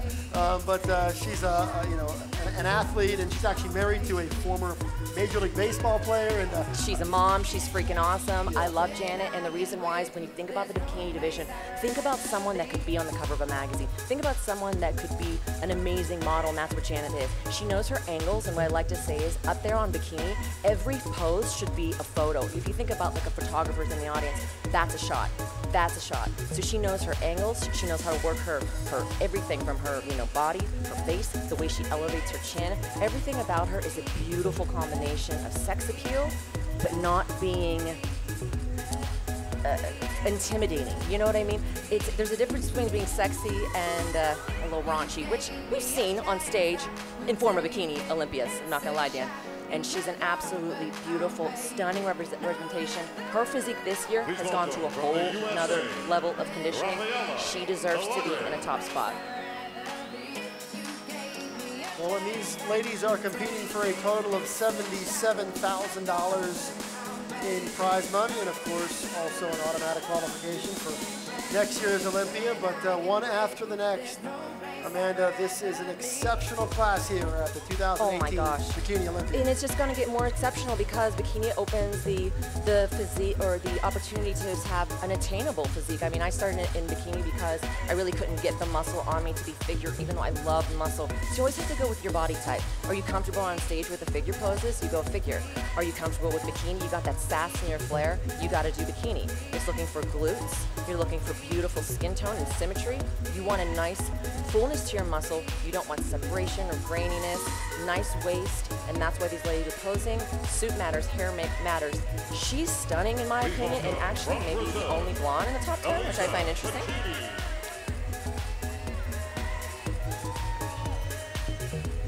Okay, well, speaking of blondes, it's kind of half blonde with some highlights. This is Elisa Bassini. She was actually my dark horse pick for a top win, potentially, or top 3. Now, when I think about bikini, I think about the first trophy that I ever got, and it was kind of exactly her physique. She has beautiful shoulders, small waist, which genetically you either have or you don't. You can't train for a waist. Y'all know that, ladies. It's just something that she has. She has an amazing work ethic, and her body is just so proportionate for bikini. She also has looks, presentation, confidence, beauty. I liked her in a top 3. And there's a big investment here, Amanda. We talked about this last night. You told us that they'll spend several $1,000s on these bikinis. Heck yeah. And of course, and worth every penny, Dan. And worth every penny. And as you see, even her shoes have rhinestones. Like, that's the stuff that I noticed, is because it's those little things that these women put every single detail into. What color is their suit? What color is their lipstick? How is their eyeshadow? Everything needs to be beautiful and matched, but nothing needs to distract. So if you see the jewelry, compliments, but you don't want something on that's going to distract and you say, oh my gosh, what is she wearing? It has to all blend. And speaking of blend, Jen is an absolutely beautiful competitor. Now, she was second last year. It doesn't look like she's going to be in the top 3 this year. I'm sure she's a little disappointed with that.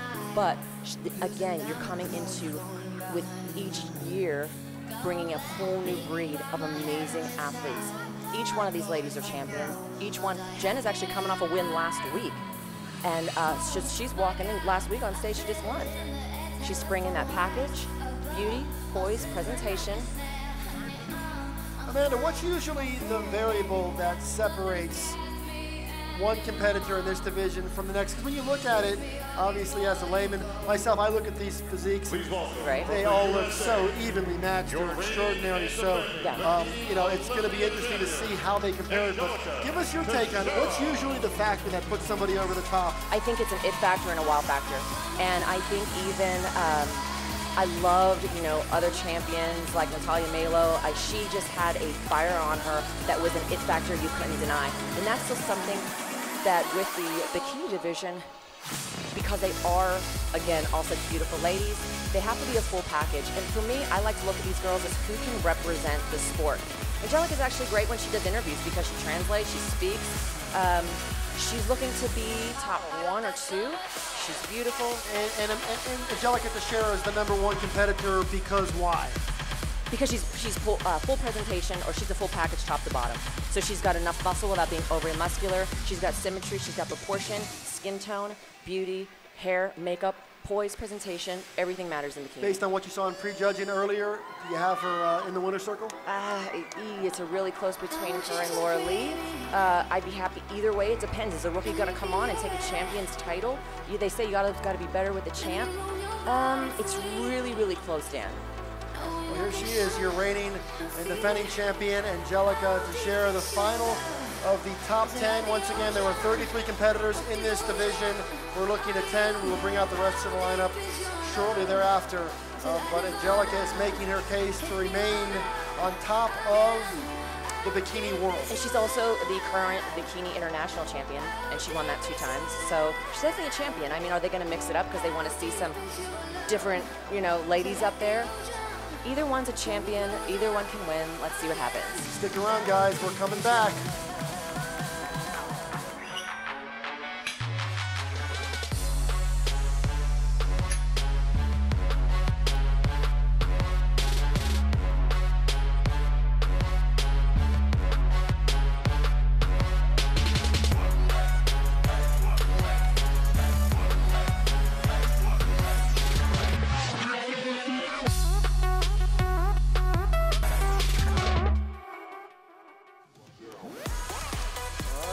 Back here at the Orleans Arena, things are starting to get interesting. We've already seen the posing routines of the Mr. Olympia. We've seen the comparisons and the compulsories in that round. We have moved into the bikini division where we just got to look at our top 10, and we will now bring out the rest of this year's bikini lineup. Right, and when you look at these ladies, can you pick out champions? Yes, Please welcome yes, from the yes, USA. yes. Again, when bikini started, it was a one-day event, prejudging during the day, finals at night. Now for it to be a 2-day event, it's hard for these girls if they hadn't made a top 10. They were on prejudging yesterday.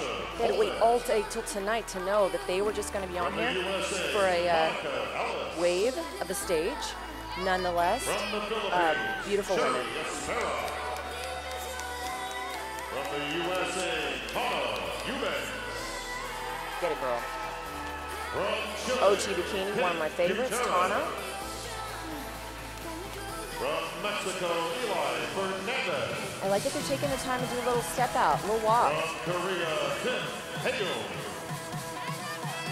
From the USA, Karen Heine. This part is so important. As we mentioned the other night, each and every one of these ladies has family and friends who made the trip to Vegas to watch them compete, so it's great that they get the opportunity to wave to the crowd and also be present for the photographers as well, so they get as much value out of this hard work as possible. And most of these competitors will have photo shoots scheduled tomorrow to sort of memorialize and chronicle their physiques and make sure that they land in publications around the world. Absolutely. I mean, that's the goal. It's to be on stage. It's to build a fan base. It's who you're going to inspire. What's your, you can have someone that you just resonate with and they say, oh, that's the physique I like. That's the physique I like. And, that's the goal here. You always think big picture.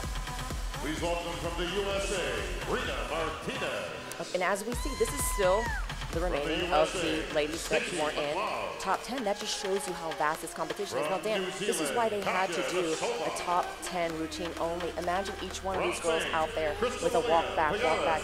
Not only is that long for everyone watching, it's actually long for the other competitors too. When you're up there on stage, you've got to stand there in their heels, you're tired, drop to water. It's a lot. From Italy, Mariella Pellegrino.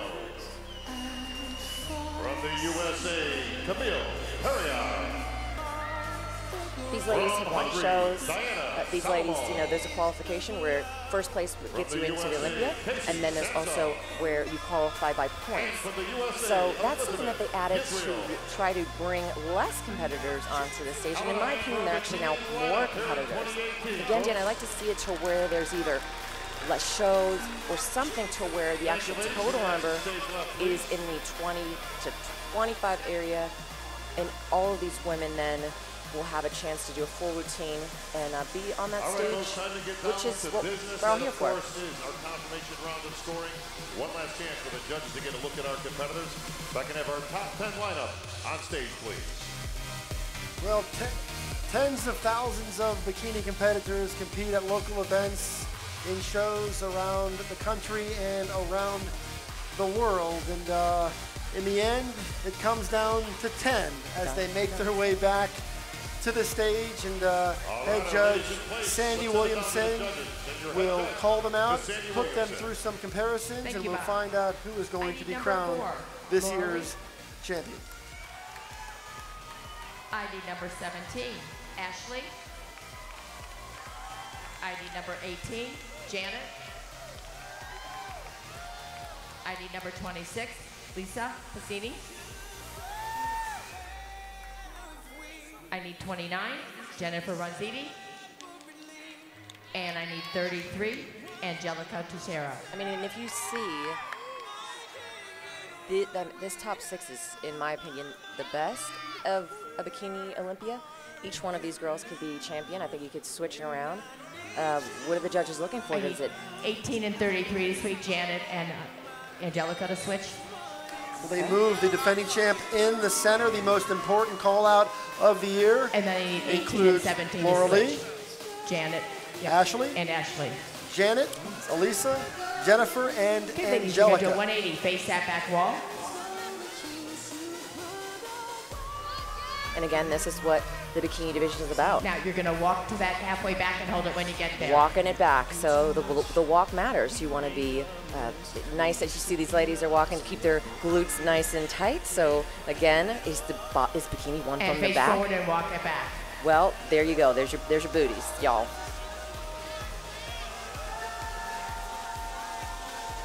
Okay, ladies, thank you very much. You can take a step back to either side. I need 2, Romina. 7, Jennifer. Marcia. Rafaela.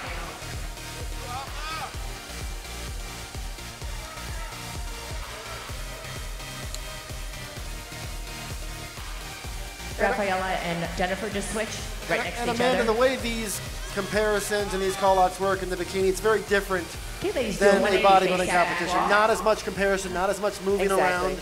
And so it's harder to almost read how walk the halfway contest back is and hold it going when you get in the there. bikini division because Exactly. the judges don't tip their hands as much as they do on the bodybuilding side. Right, and you know, and actually, I'm glad that the people are able to watch this live because Face forward a and lot walk of it times back. what happens is you go and you look back at a show and you look at pictures and you say, oh, well, she should have won or she should have won or you know, and you have to see the actual, not only this, but Please, I thank would you very love much. You to can take a step be able back to either see side. the That prejudging concludes the because confirmation once round. it's Back to done, you, Bob. there's a different, the nerves are almost All gone right, once thank you're you at the very stage. much, Prejudging is where it matters, and you need to see an actual presentation. If you line 5 girls up and you look at a photo, you're going to say each one of those girls is amazing. And it's going to actually see in person, what did they bring that day? What was their confidence? How did they look as an ambassador of the sport? And that's what makes the difference of just seeing a lineup or an actual prejudging presentation, which was done yesterday. Ladies, for the title, hold on. I was gonna say, see, I've done that at show. We have our own show, I MC it, and I do a pose down. So He's joking, but it's awesome. I would have rocked that. I would have been already in a split and a moonwalk midway through. I don't know. I mean, you're on Olympia stage. You do, you got to do. You know, Dan. This you take is that time. one of the most impressive collections of physical beauty you will see anywhere in the world. This final pose down here at the Olympia, and of course, to use the term pose down, it kind of takes on a I know meaning. everyone just kind of. Huh? All of its own. These are ladies that are trying to present themselves in the classiest possible way. And again, and this pose down really doesn't matter. I mean, the judging right now is exactly. But that was really fun. It's a time to kind of show your personality. I would have done a couple of hair flips, you know, and it just got a little caught off guard. But again, it's fun for the fans. I mean, it's a one time a year, and I thought it was fun for Bob to go that.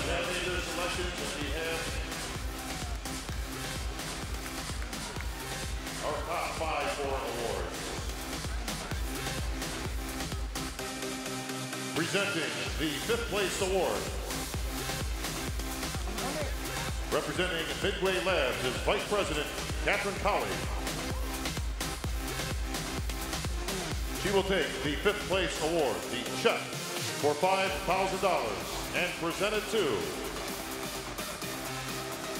Ashley Kaltwasser. I was just going to say, I'm wondering if it's going to be Ashley Kaltwasser.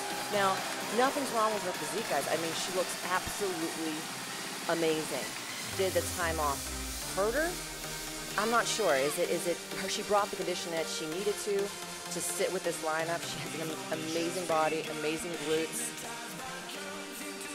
Is her presentation as poised as the other girls? That's something that maybe the judges were looking at. Presenting the 4th place award is Ms. Nikola Wektorova, high-tech athlete and IFBB Bikini Pro.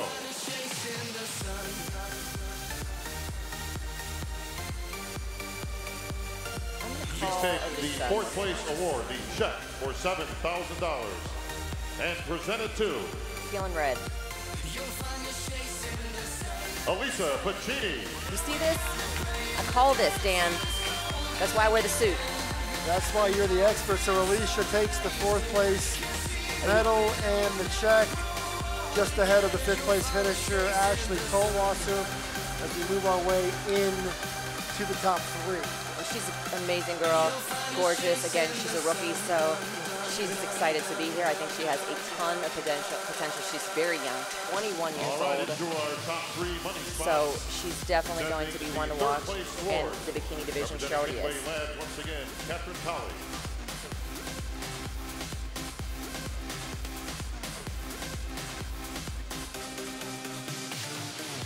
Please take the 3rd place award, the Olympia bronze medal. The check for $12,000 to our 3rd place finisher, Janet Lew. And if you were watching pre-judging yesterday, we could kind of expect that Janet would be in that 3rd spot. Again, anything could happen tonight, but there were a top 2 that was pulled out yesterday with Janet added to the mix, so that would mean she was top 3. She really, really brought a physique this year that is actually, she's always had an amazing physique, but this year was just something different. When she walked on stage the first time, I said, oh my gosh, that's just Janet at her best. And to me, she's just a phenomenal representation of what the bikini division is, as are all of these top 10 ladies, especially top 5. Of Muscle and Fitness Magazine.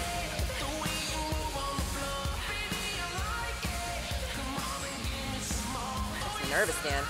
Please take the 2nd place award, the Olympia silver medal, the check for $18,000, and presented to our runner-up this evening,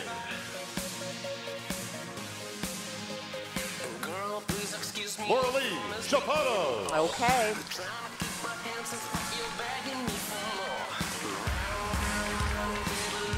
So Laura Lee takes 2nd place, and a very impressive 2nd place. So she's a beautiful girl, tons of potential. Again, coming up with 3 wins, newer pro, and also 21 years old.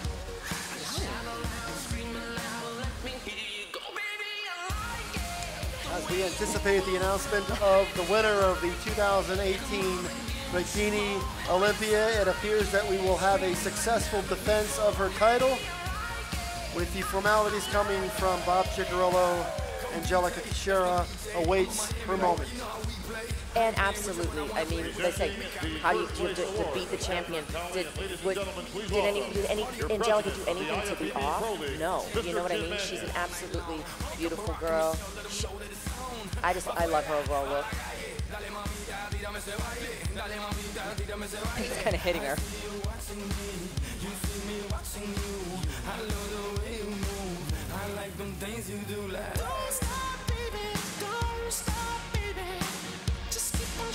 Please take the 1st place award, the Olympia gold medal, the check for $35,000, and the title of 2018 Bikini Olympia champion, to your winner, Angelica Teixeira.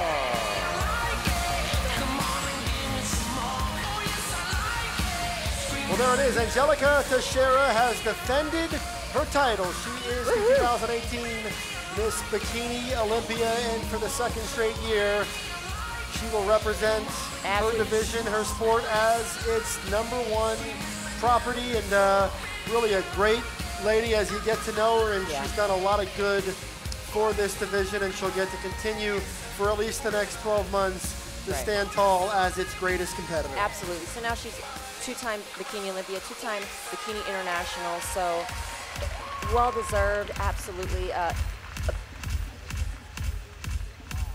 right, we're going to go ahead and take a break. Our action from Vegas continues after the break. Oh, yeah.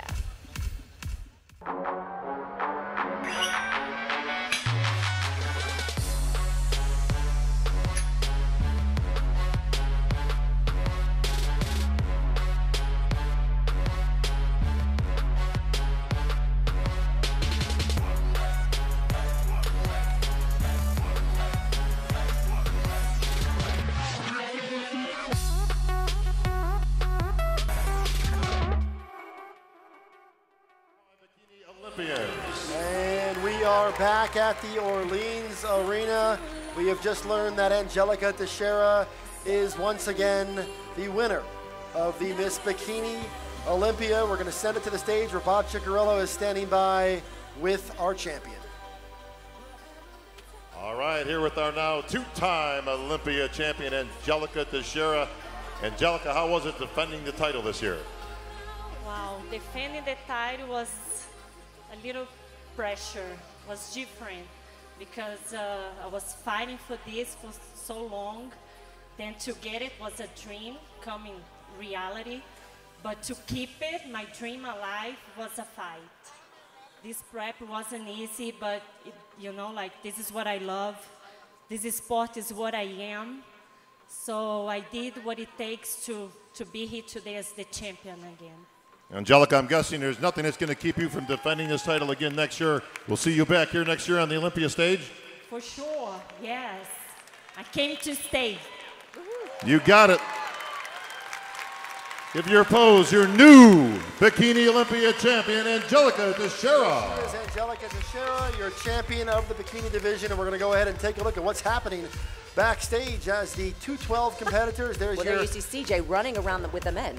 There's your defending champion, Flex Lewis, and of course a former champion, David Henry, as these guys get ready to take the stage to settle a score. The title of 212 Olympia is up for grabs. Flex Lewis, of course, trying to win the title for the 7th time, and if he's able to do that, he would be able to walk off into the 212 sunset, if you will, on his own terms. Based on the way prejudging went yesterday, it looks like he's in a pretty good position to do just that. But there were a couple competitors hot on his tail, and we're going to see how this thing plays out as they do their routines. I am told that the top 10 will be performing in just a few moments, but we're going to send it up to the stage to AMI CEO We never David had Peck. a people's champion.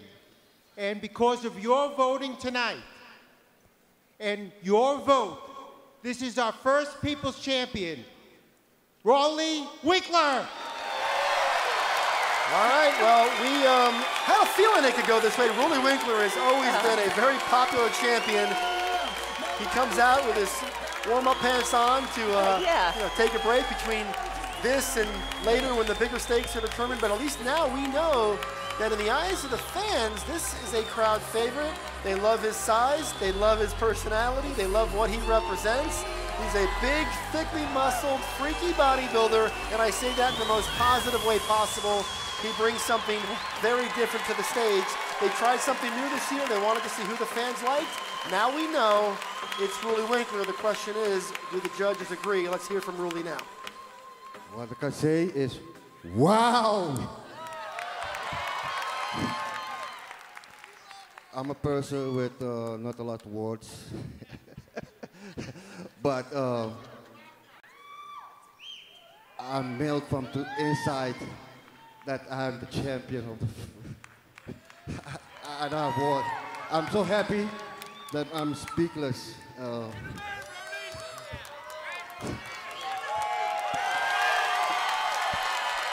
has always been a champion of the people, and I guess now we know for sure.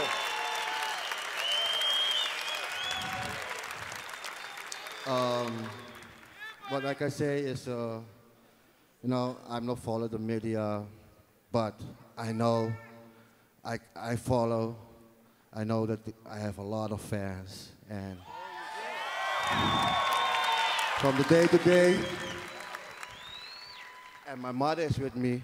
Is what she say is, that's mine. But mom, it's yours. Yeah.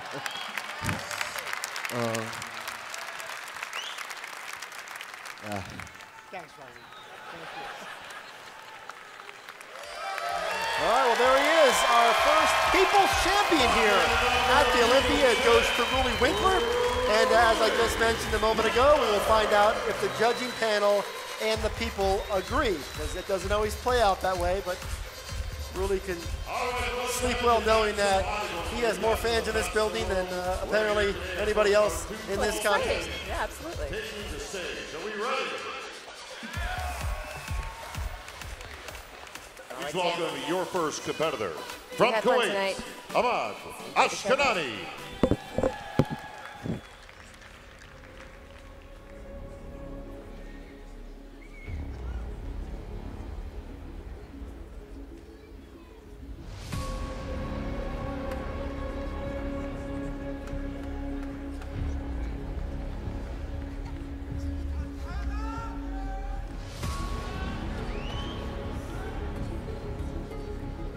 All right, there were 19 competitors in this year's 212 competition. We're going to get a look at the top 10 here in the early going as Ahmad Ashkanani is announced. Ahmad Ashkanani, of course, from Kuwait, last year's runner-up.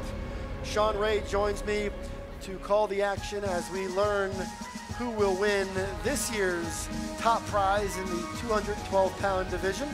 And Sean, we're getting a look at Ahmad Ashkanani, who last night showed up in what we felt was not quite the condition he was in a year ago. Still very impressive nonetheless. It's tough. It's not like he's coming from around the corner. He travels miles to get here and was carrying a little bit of water, dried up a little bit. Still needs a little bit more in the quads, but he's got a very nice, complete, compact package of muscle that garnered the Arnold Classic 212 titles. And pose a threat to all these competitors here.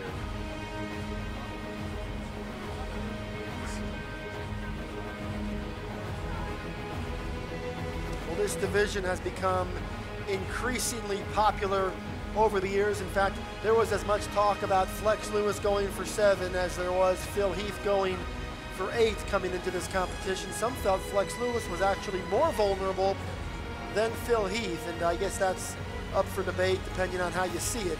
But Ahmad Ashkanani is a big reason why Flex Lewis has his work cut out for him as this contest goes. They all take turns pushing each other, and with that back width, you can see why Flex Lewis drives harder and harder every year to try to hang on to that title, while guys like Ahmad Ashkanani will remain in the absence of Flex Lewis, as he's already announced his retirement from this 212 division. Can't help but wonder if Ahmad Ashkanani's not buying his time and licking his chops and maybe pacing himself, Dan, knowing that you know, he doesn't have to beat James to one day be Olympia champion. James will take care of James, Flex Lewis, and Ahmad. He'll deal with the best of what's left. Very complete. Ahmad Ashkanani. Ladies and gentlemen, please welcome from Libya, Kamal El-Garni. Now this guy, I really like, Dan. Yeah, one of these stories of the weekend.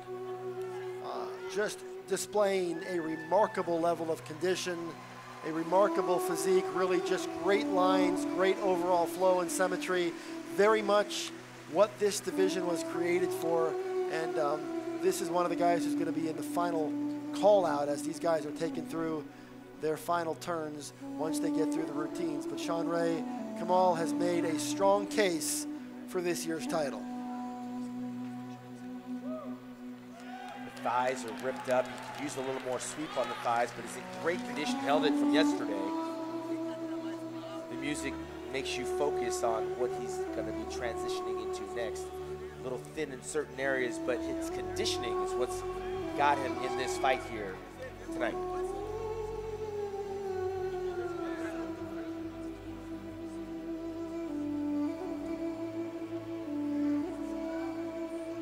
We have a tendency to see a little better conditioning on the 212 guys. They're not dealing with as much mass to rip up and shred up, but here we're looking at a guy that's done his best with what he has, and it will probably catapult him, I believe, into the top 3 of this competition tonight. Famous Joe Weider pose.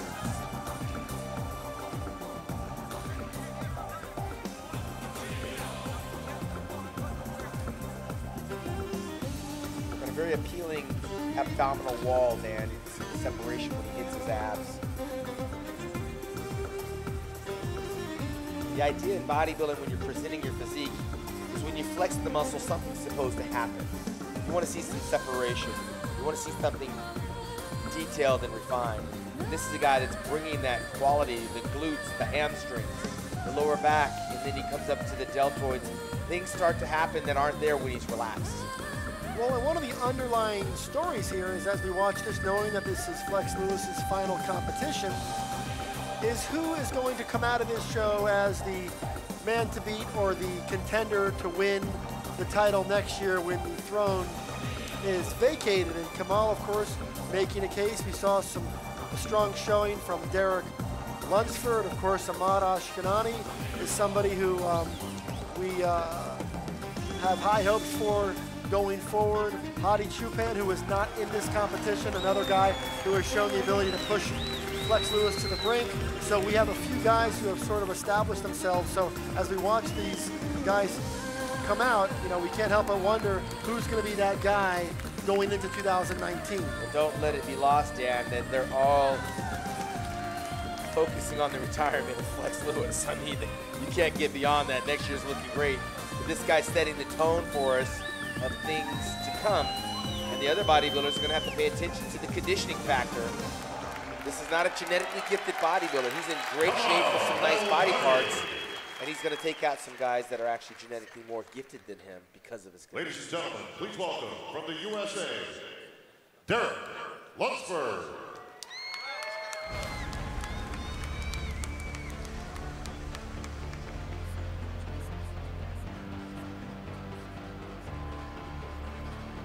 Talk about the future of bodybuilding, Dan. Looks like it's starting to arrive right here, right now. And I'm going to clarify something. I was actually just told that we are only going to have the top 5 routines here in this 212 division, not the top 10. That's what they had last year as well. Right. So far we've seen Ahmad Ashkenani, Kamel Argani, and Derek Lunsford make their way to the stage. And Derek Lunsford, of course, one of the real rising stars. You're looking at the 2017 NBC USA overall champion. He made his pro debut last year in Tampa. He won it. A couple months later, after he turned pro, he finished 4th right here at his first Olympia. A very impressive bodybuilder. Sean, we've talked about it. I actually caught up with him last night after prejudging. I looked him in the eye and I said, keep doing what you're doing, because the way I see it, this is a guy who is a future star. He already is a star, but he's a future presence and perhaps a future champion of this division, potentially as soon as next year. Yeah, and you know what? It's just a matter of time. You keep pounding at it, you keep grinding at it, and those muscles, they start to mature, they start to separate. Look at the hamstrings and the glutes, Dan. Those are there. They'll get better with time, like fine wine. That back will start to thicken up a little bit. We'll start to see things a year from now that are not there today, and that will be a vacant title that he'll be chasing 1 year from this night. And we could be looking at the future of the 212 division right here in the form of this young man. A big thanks to our friends over at Muscle Farm and iHerb.com for helping us present this event so that the entire world can watch it free of charge and take in the action. Those of you guys who weren't able to make the trip here to Vegas and we encourage you guys to do that. If you've never been to the Olympia, if you've never been a part of Olympia weekend, plan it one year and come out here and take it all in. There's nothing like experiencing an Olympia firsthand. It's a tremendous experience. It's inspiring. It's entertaining. And for Derek Lunsford, it was a big weekend as he looks to have landed very much Ladies and in the gentlemen, top from the three. USA, Jose Raymond. All right, well, here he is, a crowd favorite. If there were a fan's choice in this division, Jose would be right in the mix. A 10th consecutive Olympia appearance. As I mentioned last night, he has competed in the Olympia. Every year he's been a pro. How about that? A runner-up in 2015. And tonight, as Bob Ceccarello mentioned, competing at the Olympia, or competing, period, actually, for the final time. So, Jose Raymond, we're going to watch your routine, and we salute you, my friend, because you have had yourself a very impressive career. Very optimistic bodybuilder as well, Dan. This song is appropriate for his farewell routine by Journey, Don't Stop Believing. I got a lot of memories with this kid. Had the pleasure of having him as a guest poser at my show in Baltimore, and having him out in Hawaii as well. Very active in promoting the sport of bodybuilding. Always has a ton of grainy, gnarly muscle. Very much a blue-collar, workman-like approach. He's great with the fans. He's great with the media. He's very well-liked. And I'll tell you what, I'm going to miss covering him, but I know he's going to stick around the sport. This stuff's in his blood. He loves this industry. He loves bodybuilding. He'll always be a bodybuilder. And I've just been proud to cover it and be a part of the ride with him, because Jose Raymond has always treated this sport the way it deserves to be treated. And Jose, we respect you and we appreciate all that you've given this sport, and I know the fans agree as well. The Boston Mass.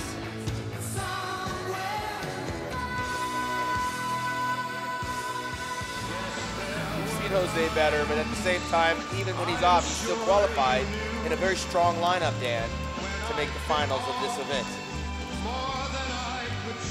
Now he's letting us hear the farewell.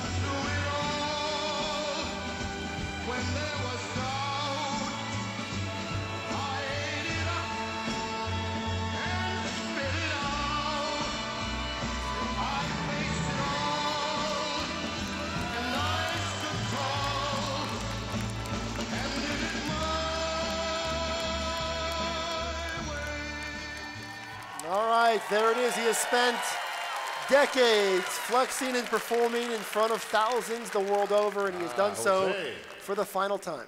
I am honored, friend, for a very good reason. Jose has decided to call it a career, folks. This is his last Olympia appearance after 10 years on the Olympia stage. So, Jose, we're going to get you out right. We're going to get you right in the center square, right here on the big stage, the Olympia stage. Jose, take your spot, and this crowd will rise to their feet and acknowledge 25 years in the bodybuilding industry and 10 right here on the Olympia stage. One of the greatest of all time, Jose Raymond.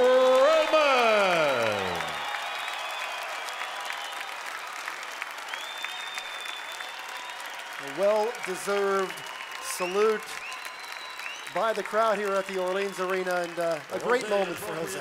You have truly done it your way all these years. Absolutely. This was very unexpected. Thank you so much, Bob. Thank you, everyone. Thank you to the fans. Thank you to my wife. Thank you to Mr. Mannion. I can't thank you enough.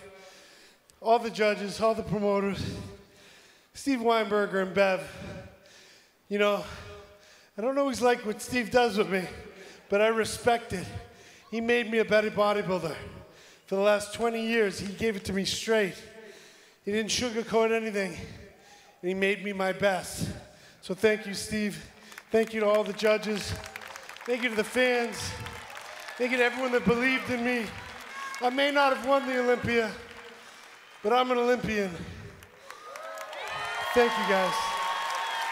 One of the best of all time, Jose Raymond. It's tough to talk after you do all that hard dieting and posing, Dan, and then you just catch your breath and then be emotional. And folks, one more competitor to go. He needs no introduction. He is from the United Kingdom, and he is your 6-time 212 Olympia champion, James Flex Lewis.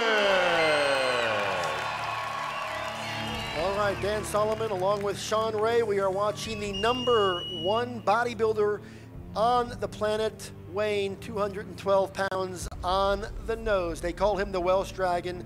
He's won this event each of the last 6 years under the direction of super trainer Neil Hill. He is looking for title #7. He has told us this will be his final time competing in this division. And as I mentioned, there is no bodybuilder who weighs 212 pounds or less who has had more success than James Flex Lewis. And he is here for what he tells us is going to be the final time in this division. Talk about a guy that has the true grit.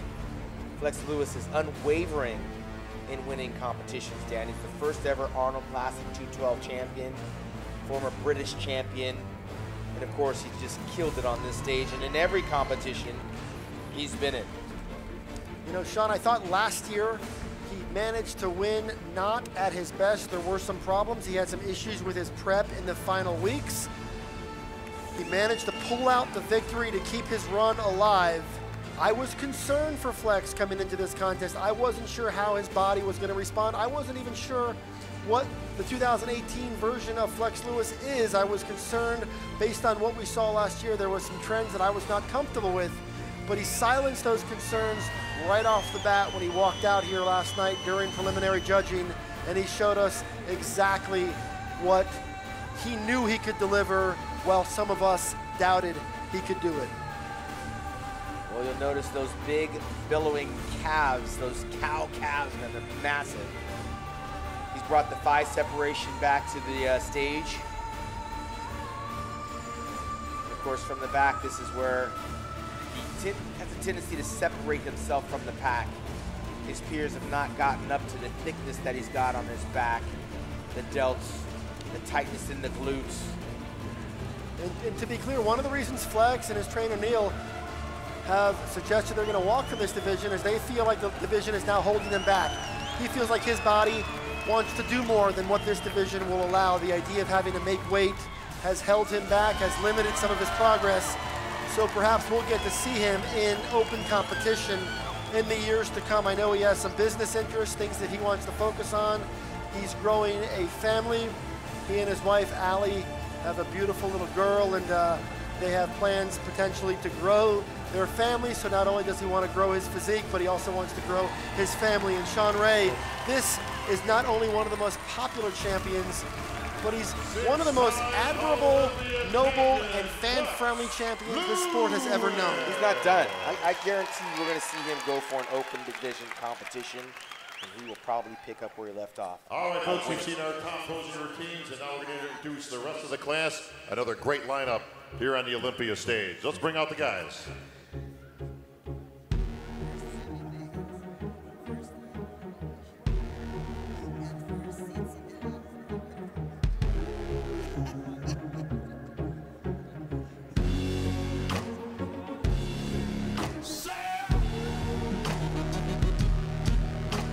We are looking at your non-top 5 finishers, which brings, of course, with the withdrawal of Hadi Chopin, that was actually 18 athletes in the lineup. We saw 5, so we're going to look at the 13 who did not make the top 5. And Sean Ray, a real credit to this division, some quality athletes on this stage, and they're going to get to wave to the crowd as we move closer to the crowning of a 212 champion.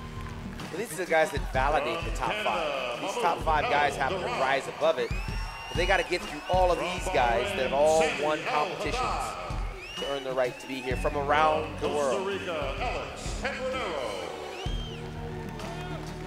From the USA, the Giant Killer, Sean Clarita.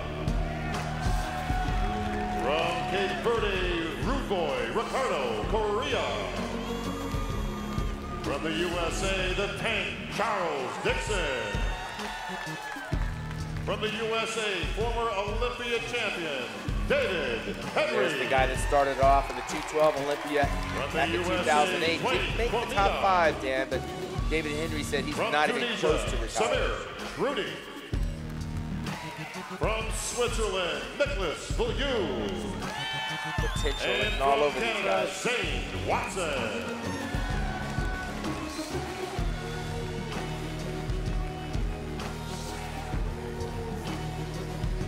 All right, how about a big hand for our 212 lineup? All right, well, there it is as we get our final look at the best of the rest, as they say. I want to give a shout out to our colleague and our friend Peter McGuff, who unfortunately wasn't able to make the trip to Las Vegas this year to help us cover the action. Peter's always a big part of what we do. So, Peter, I know you're dealing with that knee issue and couldn't get on the plane to make it out here to Las Vegas, but we're looking forward to hearing your perspective on this contest, because there's no one who does a better job of offering insight and perspective than you do. So, Peter, we're thinking about you here tonight. Absolutely. As we continue our coverage, I know the judges are using this as an opportunity to sort of gather their thoughts and get a sense for what they're going to do. They're going to bring the top 5 out. Steve Weinberger is going to put them through the motions, I think, one more time, I'd imagine, before we make the announcement of the top 5. And you can see the camaraderie amongst these guys that didn't make the top 5. They realized what it took to get here, some for the very first time, and others maybe for the last time. But they're getting their moment in the sun here by having a big pose down for the fans. Congratulations to all these 212 guys. I championed this 212 division because they were disappearing, Dan, amongst the giants, so it makes me feel really good to see these guys up here on the main stage. This used to be held over in the Expo. Now they've arrived here at the big show.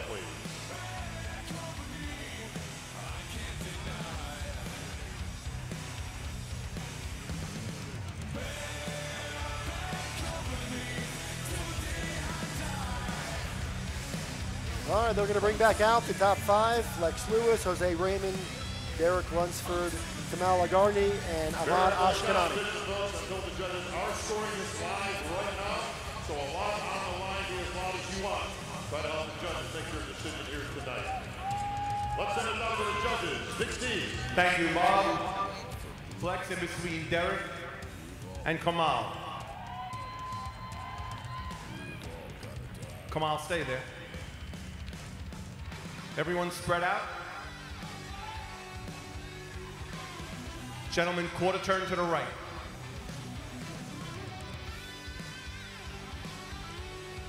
Quarter turn right.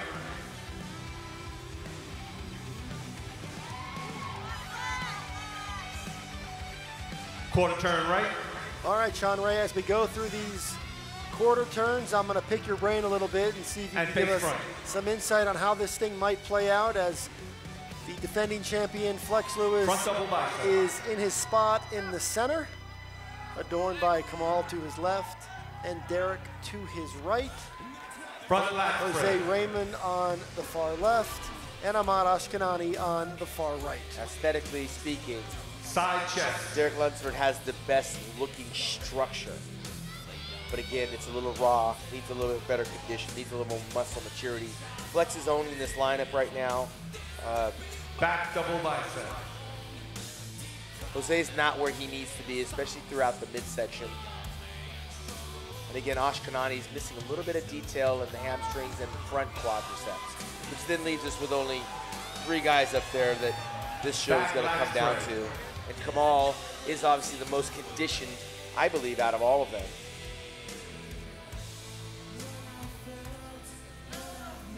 At this point, is there any question in your mind who's going to win this competition? Side tricep. I'm going to reserve that for the open class. This one right now, I got Flex Lewis winning this competition, going away into retirement by the quality of his muscle. There's just enough things right about that physique, about that look, about what he was able to bring this stage. As the defending champion, it's going to be tough for him to be defeated, but you can see what's to like about Derek and Kamal. Their physiques are tremendous, and just a little tweaking, a little fine-tuning, this competition could have gone another way, but Flex Lewis, as they say, did what he had to do. Absolutely. Well, the thing about it is that, okay, then there's second and third. Thank you, gentlemen. Kamal's Back to making you, a very Bob. strong case to being the runner-up. Structurally, Derek has a better, more aesthetic, pleasing physique, especially in the lower quads. All right, well, here we go. It's the final pose down in the career of Jose Raymond, and of course, one of the first in the young career of Derek Lunsford as his career continues to skyrocket. Flex Lewis has moved away from the pack on his own as the tradition of the defending champ. He will ask the other four to chase him around the stage as you used to do so often, Sean Ray, back in the day. Yeah, following the champ's not always the best thing to do when you find your own real estate, but Derek feels like maybe this is the last opportunity while Ahmad Ashkanani is establishing himself as an individual here. I do want to say, Kamal Agarni from Libya, he should be incredibly proud of what he has brought. He is a star was born this weekend. He's an exceptional bodybuilder. A good case could be made that he did everything that he had to do. The question is, on a night where the defending champ came in looking the way he did, creates a difficult dynamic for him to get over the top. But he is a big-time superstar now in this division. And when this show is over, he has to be on any list of contenders now going into next year. Absolutely. And Derek is holding his own on that back double bicep next to Flex Lewis because they're both relatively in the same kind of condition. Derek needs a little bit more upper pecs and he can use some more biceps as well. But Kamal is holding his own and represented very good here tonight, while I think Jose Raymond is going to probably wind up in fifth. And by the way, as we talk about Jose Raymond's final contest, Flex Lewis has said he's not going to compete for a while, and there's no promises, there's no guarantees that he competes again. He has said he's going to walk away, he's going to catch his breath, he's going to reassess all aspects of his life. So sometimes walking away, Dan, or take a break, take a year up, it might be the best thing for him. Sure. So at the very least, we know we're not going to see Flex Lewis for quite some time. I won't be surprised if we don't see him here next year if the timing's right, because he can wind up in the top 6 of Olympia, Dan. And that might be just enough appeal to do it one more time before you walk away. It's hard to make a comeback. So if you're going to ever do it, you want to do the Open, he could come and do the Open next year, and he could be in the top 6. The fifth place award representing Midway Labs, his vice president, Ms. Catherine Colley.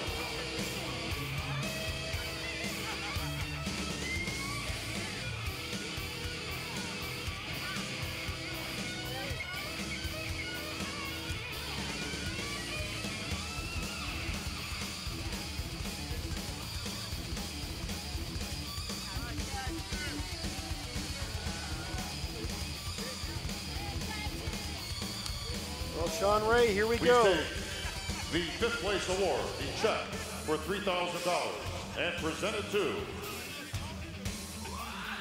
Jose Raymond. All right, so in his final appearance ever on a bodybuilding stage, he goes out in the top 5. You can say he's gone out on his own terms, a very formidable, a very respectable showing, and you can be sure those two have had more than their share of battles. There is a tremendous friendship, a tremendous amount of respect between Flex Lewis and Jose Raymond. Tonight's 5th place finisher here at the Olympia 212. Absolutely, he commands respect just from the journey that he's been on. We all know how hard it is year after year to do this, Dan. And these athletes know that Jose's done it better than anybody else. Presenting the fourth place award representing Muscle Tech is Ms. Nicole Ariello.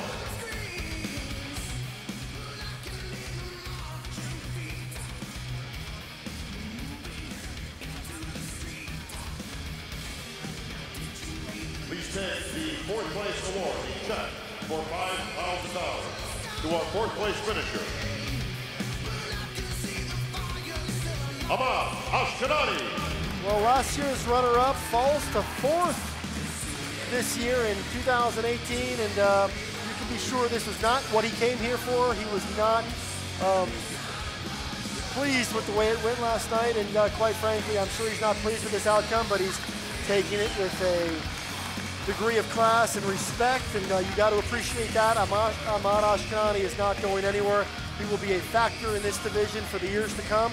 But for this year, he's going to have to settle Sean Ray for 4th place. He's class all the way. And trust me, he knows who he's losing to on this stage, and they can all take turns at one time or another. But unfortunately, you got to peak on the night, on the day, and it didn't happen for him tonight.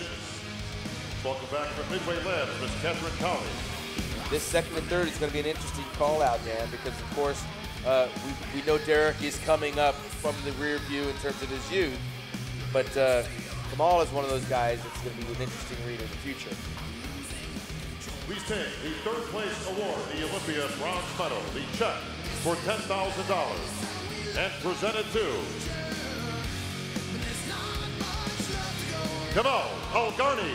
All right, Kamal Algarni, one of the big stories of the weekend from Libya. He takes the 3rd place medal, and you can be sure he did everything that he could to make his case. I know a lot of his fans, a lot of fans around the world have been extremely impressed by what he presented, by what he delivered here at this competition. As am I. The condition is what got him there. Doesn't have the most pleasing physique, but again, we know how hard it is, Dan, to get ripped up and hold it and peak on the day. And sometimes guys that can do that to put their name on that final list. Presenting the 2nd place award, Mr. Zach Ziegler, Executive Editor of Muscle and Fitness Magazine.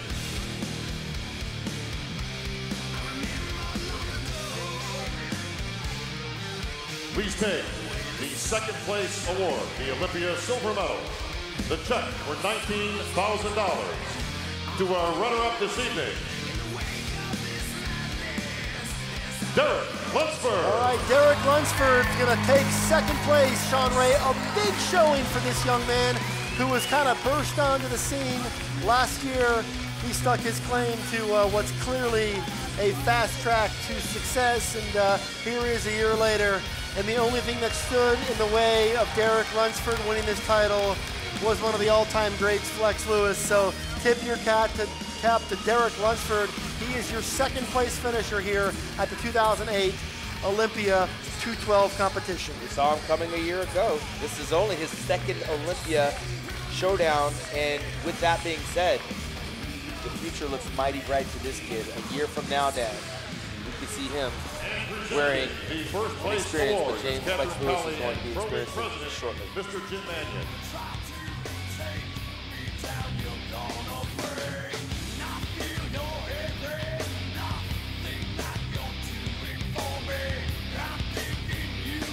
And please take Derek is paying the attention. 1st place award, the Olympia Gold Medal. The 1st place check for $40,000. And the title of 2018 212 Olympia champion and 7-time Olympia champion, Flex Lewis. Oh, there it is, the pride of Wales. At 34 years, he has won 7 titles here in the Olympia 212. He said coming into the year he wanted to win 7 because his idol Arnold Schwarzenegger did just that. He wanted to equal that number, and he wanted to exit this division on his own terms as a champion, and he has done just that. He wins this competition for his family. He wins this competition for his family and friends and fans back at home in Wales, and he wins this competition because he is the greatest under 212 competitor of all time. We're back after the break.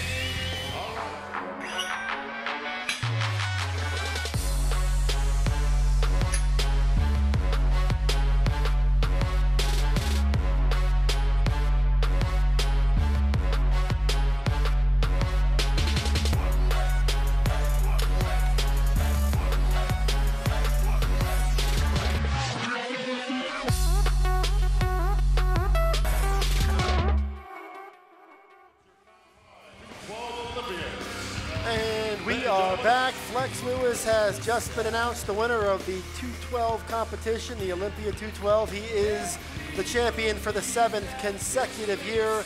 Dan Solomon along with Sean Ray. It has been a privilege to call a very competitive, a very impressive 212 lineup. And Sean, I'd love to get your take on the history that was just made by James Flex Lewis. Well, I can tell you, Dan, categorically, James has nothing to prove to anybody. He's already proven it, and Bob will interview him now.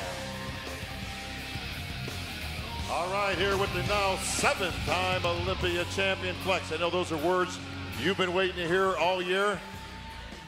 You announced some time ago, Flex, that this was going to be it for you. You were calling it a day on the 212 Olympia stage, and no better way to go out with your 7th title. Thank you, Bob. Yeah, this year has been one of the most memorable preps to date. And it hasn't been without its ups and downs. You know, as a champion, I'm big enough to admit that, you know, I've fallen many times and I've learned from every one of my mistakes. And this year, you know, it's taught me a lot about personal growth, about, you know, just representing what this medal around my neck really means. And when I really put my head into this prep, thanks to a lot of people in this room, you know, I trained for that #1 spot, and I came here to defend, set the record, equal my all-time, you know, greatest inspiration, Arnold Schwarzenegger's record. And I've done it. I've done it. You know, I'm a kid from Wales who had a dream. And that dream was to be on this Olympia stage. I know I'm here. I sacrificed so much to be here. And again, everything in life, if you want something, you've got to go for it. I left my family in Wales to come to America, slept on a sofa, all to pursue this dream. I know this dream is a reality. And again, like I said, I've fallen many times, but I've gone back up, I've dusted myself off, and I've learned from my mistakes so I can be a better person, a better human.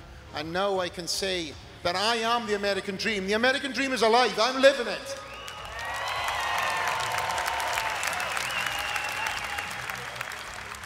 All right, Flex, well, no better way to go out. Your buddy Jose just did it earlier. We're going to give you the same opportunity. You're going to stay right here, center circle, my friend. Oh, you got more to say. Okay. It's a 3-hour show, Flex. My last show. I want to say thank you so much for the IFBB Pro League to giving me this opportunity to do what I do, travel around the world, represent as a champion to each and every one of you. I want to thank each and every one of these judges who have represented and stood in front of me and judged me, again, all around the world, including the Olympias. Special thanks to the Mannion family, Steve Weinberger, and also my coach, Neil Hill, of 16 years. This guy believed in me from my very first show, and I am where I am because of that man. And again, living the American dream, I've achieved so much through bodybuilding to now have an amazing house, an amazing life, a beautiful family, all through bodybuilding. Again, guys, believe to achieve, dream big. Don't let anybody talk you out of your goals and your dreams. I was told more times that I'd never do this than I did. You have to believe and surround yourself with the people that are there for you, because my team around me have been there for years. Again, I want to leave this stage by saying one last time, one last thing. Each and every one of you fans, guys, you do not believe how much you motivate me. I know that sounds cliche, but it isn't. You've got me out of the hardest ruts, through the hardest training sessions, the messages that you give me. I've put it all into this 7th title right here. From me to you, thank you so much, guys. Seriously, thank you, thank you, thank you. Ladies and gentlemen, get on your feet for one of the greatest champions of all time, 7-time Olympian champion, Flex Lewis.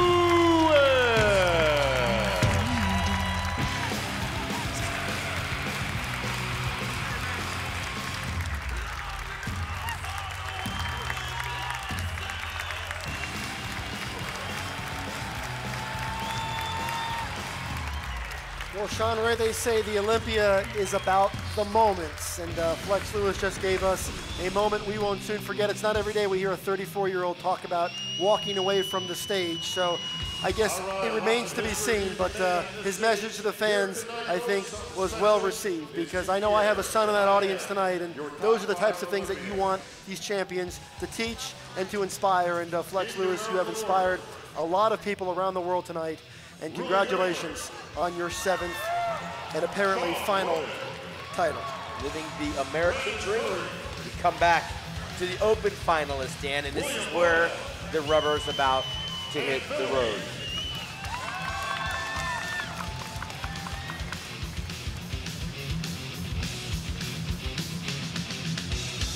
This is it, folks, the last comparison for the title of Mr. Olympia.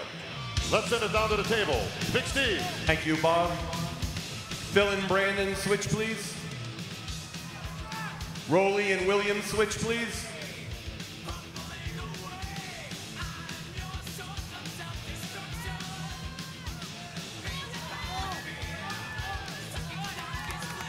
Gentlemen, spread out and hit a front double bicep.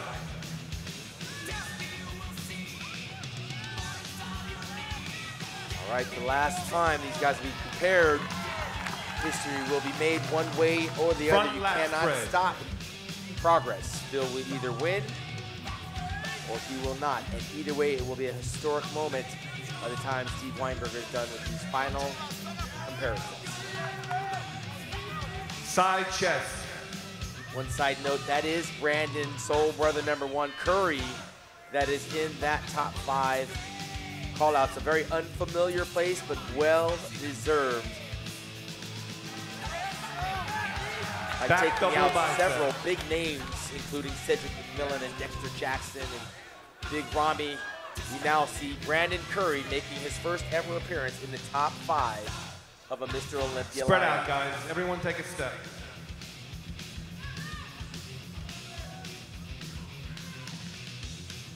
Phil directing traffic up there, making sure Back double there's plenty of room. That's a veteran, especially when you got $400,000 on the line and an 8th Sandow trophy you're fighting for. You want to have plenty of space, Dan, on that stage. And right now, they all are serious.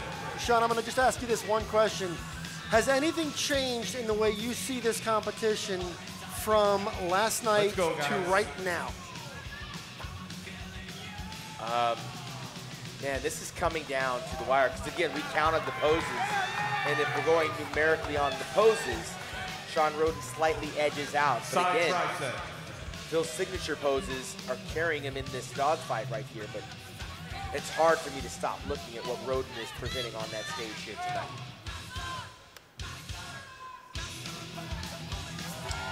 I've only witnessed, Dan, personally, one upset on this Olympia platform, and that was back in 2008. Abdominals and thighs. Took out the reigning defending champion in the form of Jay Cutler. Now that case was 10 years ago.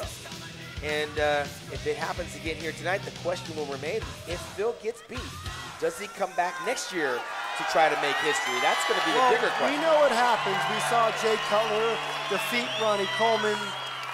Your favorite, most muscular. Dexter Jackson defeat Jay Cutler. We saw Lee Haney beat Samir Badu in 1984. And we saw Phil Heath defeat Jay Cutler. We've seen this story play out, so history suggests that it can happen. That's an impressive pose by the champion, Phil Heath.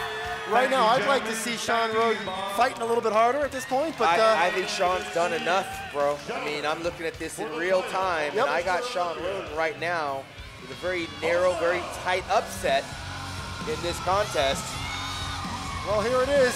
Apparently, if the fans in the audience have something to say about it, Ruli Winkler is their Olympia champion, but Phil Heath from Arvada, Colorado is here. He's trying to win the title for the 8th time, and as you mentioned, a tremendous showing for Brandon Curry, who continues to quietly and slowly move into the top group.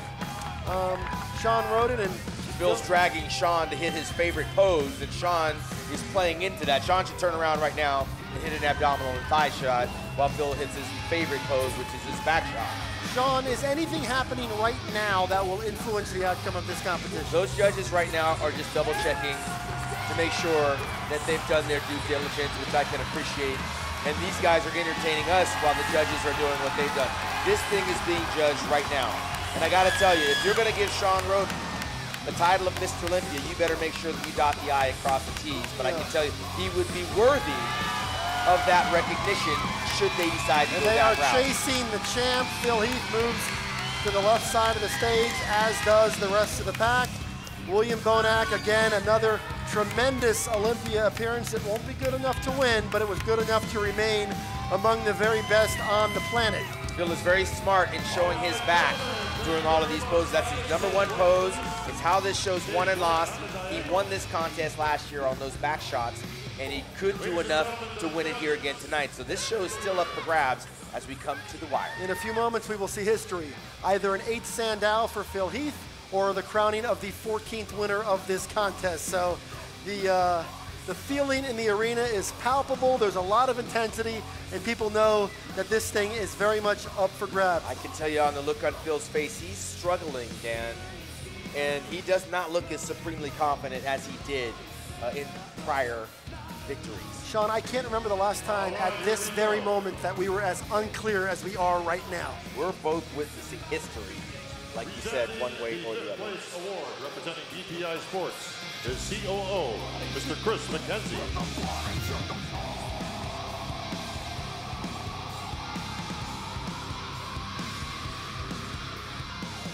Please take the 5th place award, the 5th place check for $45,000, and present it to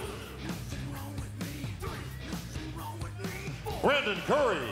All right, another strong Olympia for Brandon Absolutely. Curry, and he moves into the top 5, which means he is now qualified for the 2019 Mr. Olympia. Now he'll pick up a nice check, and also he will command the status and the respect that comes with being in this very exclusive club. He's probably had the hardest run of them all with 4 kids running around, long times away from the family over there at Oxygen Gym. This is the best he's ever done in this show, and I'm sure we'll see more in the future.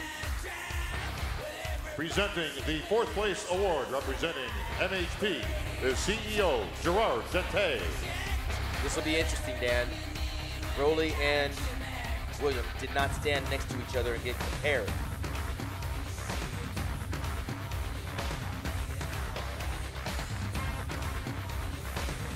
Looking in the eyes of the Please champion, take the gotta 4th wonder place what he's award, thinking the right 4th now. place check But first, for let's hear who finishes $55,000. 4th place. And present it to William the Conqueror Bonac. As predicted yesterday, Dan, I thought he came in a little heavy. He dropped 1 notch, which is not a slap in anybody's face, but he's a little too heavy on this stage. If he dries up a little bit more, drops a little bit of weight, and that's hard to say, I think he'll streamline this physique and be right back in the hunt again. But right now, he's remaining in the top 4, and he came off an Arnold Classic Championship. That's not an easy thing to do, and a year ago, he didn't have to deal with that. And then there were the top 3 bodybuilders on the planet. Phil Heath, Willie Winkler, and Sean Roden await the announcement of 3rd place. Rolly is in a very unfamiliar Presenting the 3rd position place award representing Olympia at this moment. is Kevin K.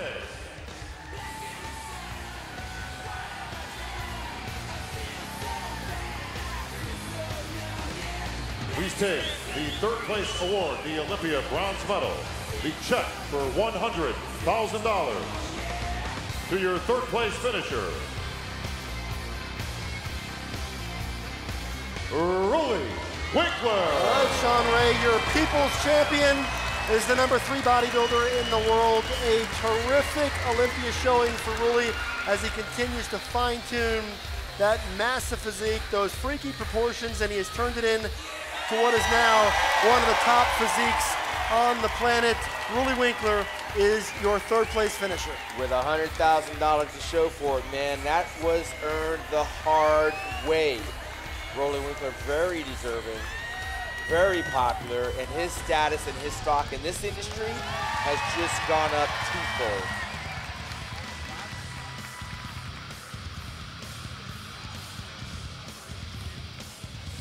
And then, Dan, there were 2. If I can please have Sean Roden and Phil Heath on the center line, please. We've seen this play out before as Phil Heath held off a fast-charging Sean Roden several years back, and now we are going to see the rubber match.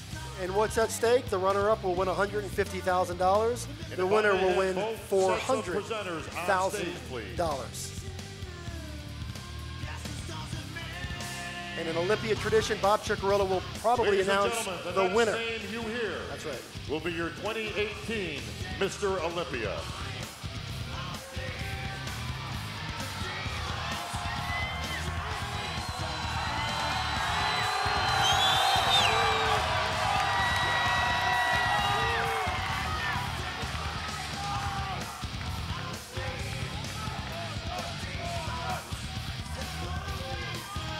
Presenting the first place award, representing Midway Labs, is Mr. Wilton Kali and Catherine Kali, and our IFBB Pro League President, Mr. Jim Mannion.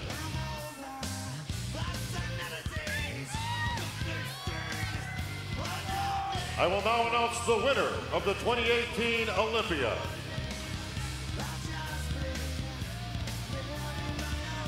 Please take the Sandow Trophy, the Olympia Gold Medal, the check for $400,000, and the title of 2018 Mr. Olympia. To our winner, and new Olympia champion! There it is! It has happened in Las Vegas. For just the 14th time, we have a new Mr. Olympia. The defending champion has been knocked out. Shawn Rhoden is your 2018 Olympia champion. Phil Heath's run, at least for now, will end at 7 in one of the more improbable developments. Phil Heath stands at center stage, congratulating the winner, Shawn Rhoden. And I gotta tell you, Sean Ray, coming into this weekend, there weren't many people that would have ever dared to predict this outcome. Absolutely, and I wasn't one of those guys that thought that for 2 seconds. However, I talked to a fellow professional bodybuilding friend of mine from Italy, Gianrico Pica, who saw Shawn Rhoden on Wednesday night the day I arrived. He has a show coming up, the Amateur Olympia in Italy next weekend. He said he saw Shawn Rhoden, and Shawn Rhoden was going to win this show. And I looked him in the eye, and I could not believe what he was saying. Shawn Rhoden has accomplished what no other man has in over 10 years. Our coverage is going to continue after the break. Stick around, guys.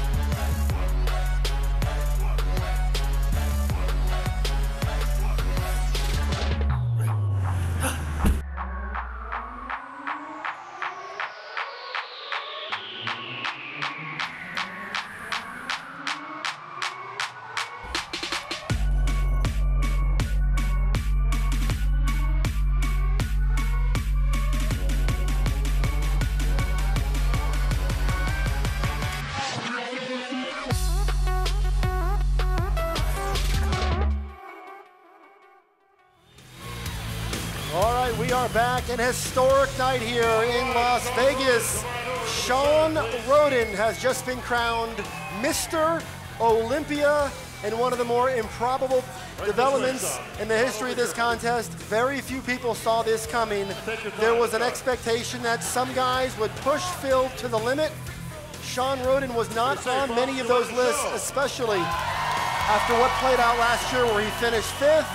And here he is, the final man standing, and Phil Heath's run ends at 7, where he will remain tied with the great Arnold Schwarzenegger. Bob Chick just asked, did the judges get it right? And to a resounding applause, they said yes. I believe Shawn's waiting for his kid to come on stage to share the moment. Shawn Rhoden a year ago had a kid, and a couple years ago, I should say, which takes your eye off the prize, and there she is. That dress has got all kinds of stuff on it now, but it's got that gold medal, and Well, she'll let remember be this an moment Olympia years to to come. remember. And a reminder, do not put your kids in white when you have Protan on. I know, sweetie. I feel the same way.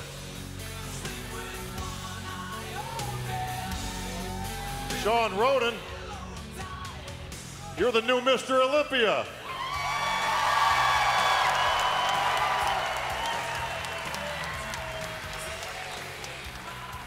Wow, what a great fight, Sean. Everybody can see yesterday that you brought it. You brought your A game, and you came here to...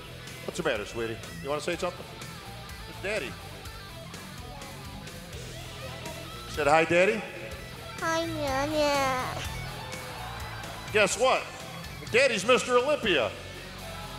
Hi, Nana. She said congratulations. Here's something you can play with. Look at. Wow, look at that. Isn't that cool? All right, let's talk with the champ. Sean, congratulations, my friend. You have done the unthinkable. You have beaten the great and 7-time Olympia champion, Phil Heath. You believed in yourself. You told everybody you were not messing around. You came here to win, and you are the new Mr. Olympia.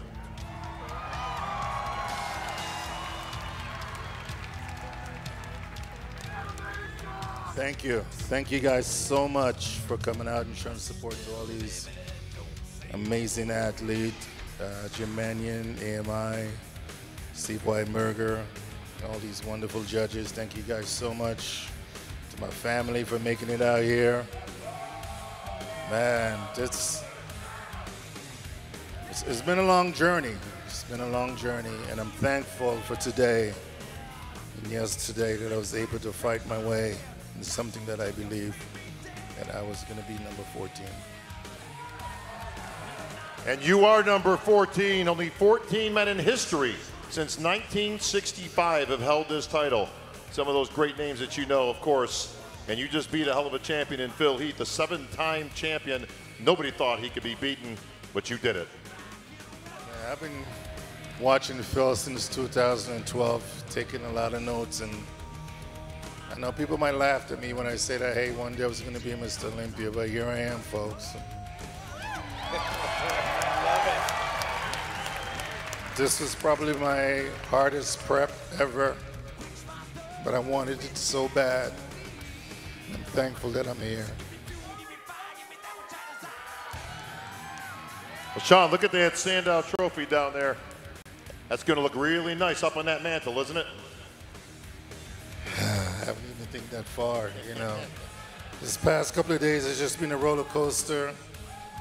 You know, I have a great supporting cast, Chris Aceto, Psycho Fitness. My training partner make it to the Olympia for the first time, Stamina. And I'm gonna tell you, man, they beat the crap out of me these past couple of months just to get here. And to all you fans out here for your support, you know, every time I look and I hear someone say, Sean is too small, Sean is spending too much time with his family, Sean looked like he's retired.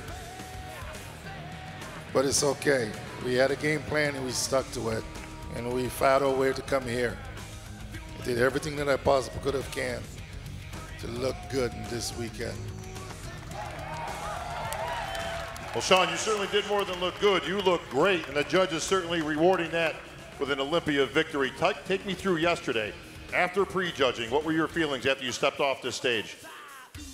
To be honest, man, I walked out of here yesterday and I looked at Chris and I said, it's only Friday.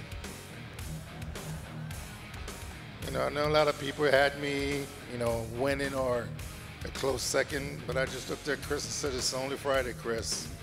We still have Saturday, let's just focus on today. And that's what we did, one day at a time. What did you think when you came here tonight for the final, Sean? Did you think you had it? Did you think Phil was going to eat you? We all know Phil comes back better on Saturday, so you knew you had a battle coming up tonight. But what were your feelings? Did you think you had it? Listen, guys, Phil is no slouch. I've been chasing him since 2012, so I know in the back of my mind, I'm like, hey, you know what, he's Mr. Saturday night. He could come in here and he could look his all-time best. But again, I looked at Chris Cedar and Chris said, hey, you know what, Sean? You'll be better than you were yesterday. And if that man believed in me, I'm good. All right, Sean Roden. Right here in the center, I want you to hit your first pose as your new 2018 Mr. Olympia.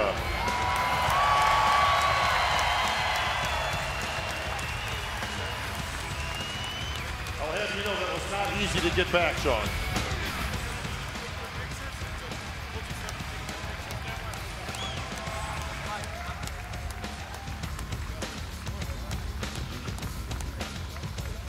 Well, there he is, ladies and gentlemen. 14. I don't even want to use the word lucky. This was earned, Dan, the hard way. And please help me in celebrating your new Olympia champion, Flexitron, Sean Roden. Sean Roden, as we've known through the years, is a man of few words. He lets his physique do all the talking. He did just that tonight, and it took 54 years. We have ourselves a 14th champion. By way of Jamaica, this is a guy that took 7 years off of bodybuilding to care for his ailing father. He passed away, came back, turned pro by winning the North America Championships, and slowly started to serve notice by winning the Arnold Classic over in Spain.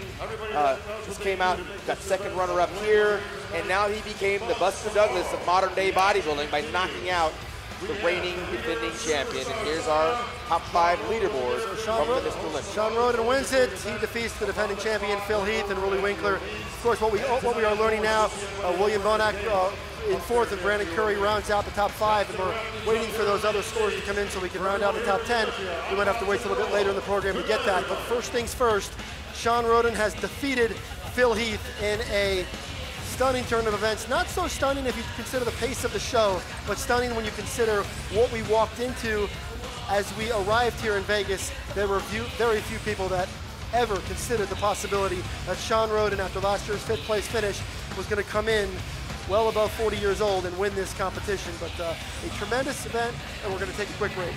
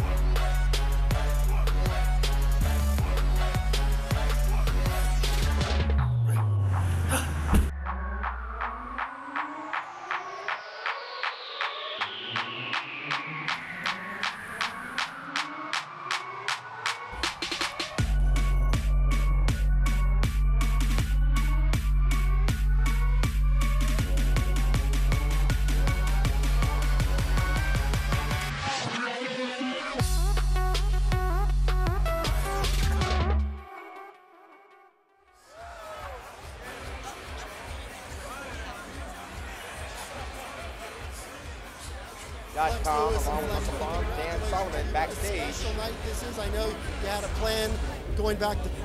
We're going to throw things backstage. Dan Solomon trying to get an audience with our reigning champion for 2018, Sean. Oh, Flex Lewis, our 212. This gentleman to my right has just been one part of all the history that has been made tonight here at the 2018 Olympia. And Flex Lewis, congratulations. You are the 212 champion once again for the 7th time. Wow, it's very surreal again. There was an execution plan made 20 weeks out, and of course, my body was telling me at 226, jump on stage. And we just had to rechange the plan, and getting here today hasn't come without its own sacrifice, and from everybody, from the family, all to see me fulfill my dream. My coach Neil Hill doing what he does is absolutely phenomenal, and again, I'm lost for words. I think I left everything up on stage and what I said tonight. Well, it's unusual at 34 years old that we hear somebody step to center stage and talk about the fact that they are walking away. And you'll have to forgive my skepticism a little bit, because when we look at your physique, when we look at your energy and where you're at in your life, that you have still a lot more to do as a bodybuilder. So I'm going to challenge you a little bit on that, and I'm going to question this decision. Are you sure now is the time to step away? And give us some clarity on this plan. Are you stepping away from this division? Are you stepping away from the sport? Is there a bigger picture plan that you want to fill us in on? Well, as you know me, Dan, I always have a plan on things, and I'm all about breaking down barriers and opening new doors. What I've achieved in this sport, you know, as a kid, if I thought about it, it blows my mind, you know, but I dream big. And as a 212 athlete, you'll never hear that name being called out again on stage. But for the future, I think there's going to be definitely a time and a place where I definitely jump back on stage as an open class guy. But it's got to be done right. It's got to be done in the pace that allows me to grow, mature in the right areas without rushing. And that being said, you know, I've got a lot of irons in the fire, and I'm ready to open a lot of doors that bodybuilders haven't had the chance to yet. And I've already done that this year. So I'm excited to explore new avenues. Like I said, open doors for the whole fitness industry into what I'm doing, and there's a lot of things that I need to fulfill from the personal standpoint before I even think about opening the door to standing on the open stage. Well, I'll tell you this, I'll let you put a bookmark in your career, at least for now. We're not going to let you off the hook that easily. But I had a son who was in the audience tonight, and when I heard you talk about never giving up on your dreams and inspiring fans really around the world the way you do, that's such a big part of your story. It's such a big part of your message, and you've done such a great job of serving as a tremendous ambassador to the sport. So, Flex, I applaud you for that, and what you are is so much more than a physique. You are somebody that has brought an important message and important energy to a sport that oftentimes needs that positivity. Yeah, and again, bodybuilders have been given this cliche, right? And when I got into this sport long before I became the champion, I wanted to break that stereotype. And that is still a personal goal of mine. I've broken these barriers, and again, with where I am in life right now, it's about having the mainstream look at a champion with a different mindset and a different eye, and again, representing the sport on stage and off. So the next generation, all these new young blood coming through, I put the bar up high. And again, representing on stage and off is what this medal means, and has done for me long before the medal was around my neck. And aspiring people, the young kids like yourself, and I do live by that motto, dream big, and everybody out there should. Dream big, never give up on your goals, and again, just have that belief that whatever you put your mind to, you can achieve. And for Flex Lewis, his dreams came true 7 times. Your 2018 under 212 champion. Congratulations, Flex. Well done. We're going to go ahead and bring in somebody else who has just made a bit of history. You know, we give these interviews every year where we get to stand here and talk to the winner of the Mr. Olympia. It's one of the great privileges, one of the great things that I get to do each and every year is talk to the #1 bodybuilder in the world in the moments after an Olympia is settled. And I'm not going to lie to you, Sean, never in a million years did I imagine that I'd be standing here talking to you as the greatest champion. Having said that, when you walked out tonight and what you presented last night and again tonight, it was extraordinary. The fans around the world agreed with the decision. You delivered something remarkable. You bounced back from a year ago where you were off, and you talked about some of those trials and tribulations going into last year's competition. And in one of the more improbable turn of events, you have won a Sandow Trophy. You are the 14th man to do so. So for that, we congratulate you on an extraordinary achievement. Thank you. It's, wow, haven't sunken in this yet, but it's been a long, long year from last Olympia. Broken jaw, mouth wired shut, had to eat through a straw, had to blend all my food.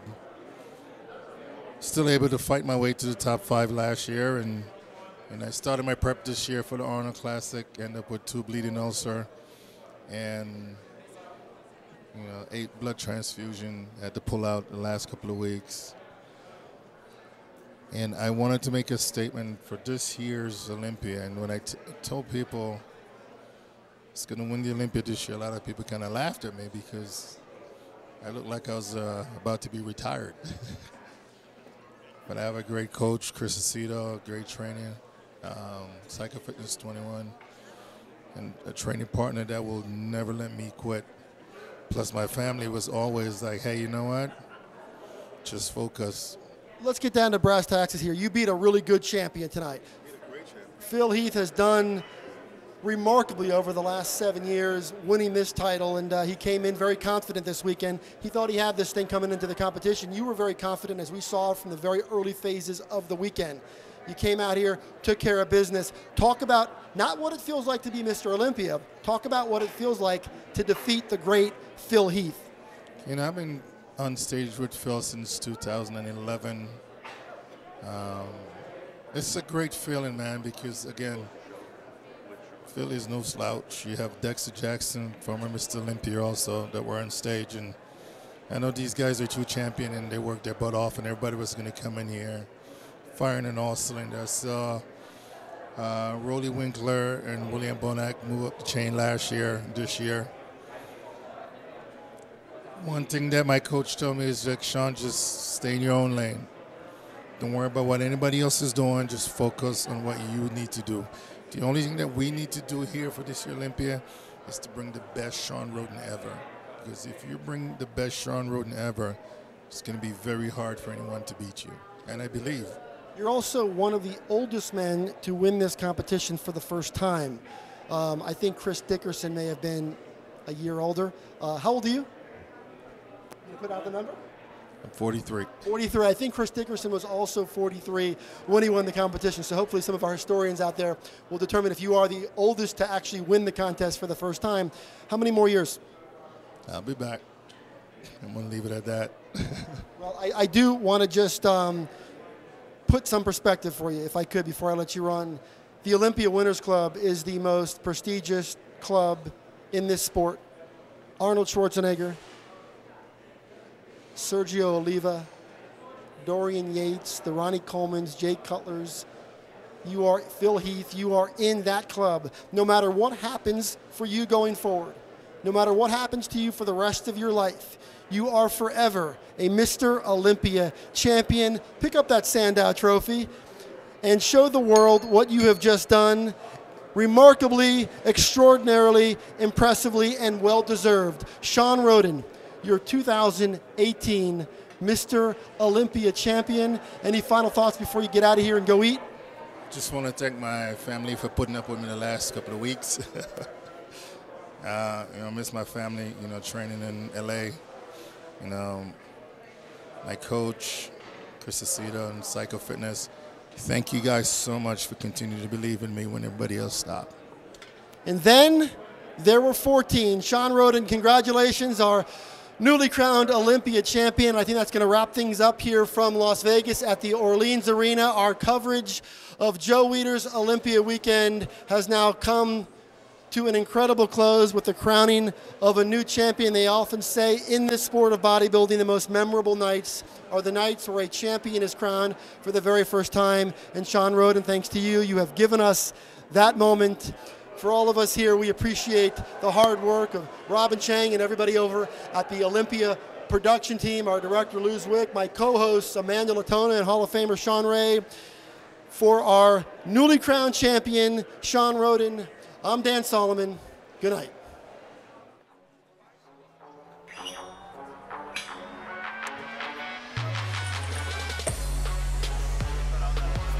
Looks good.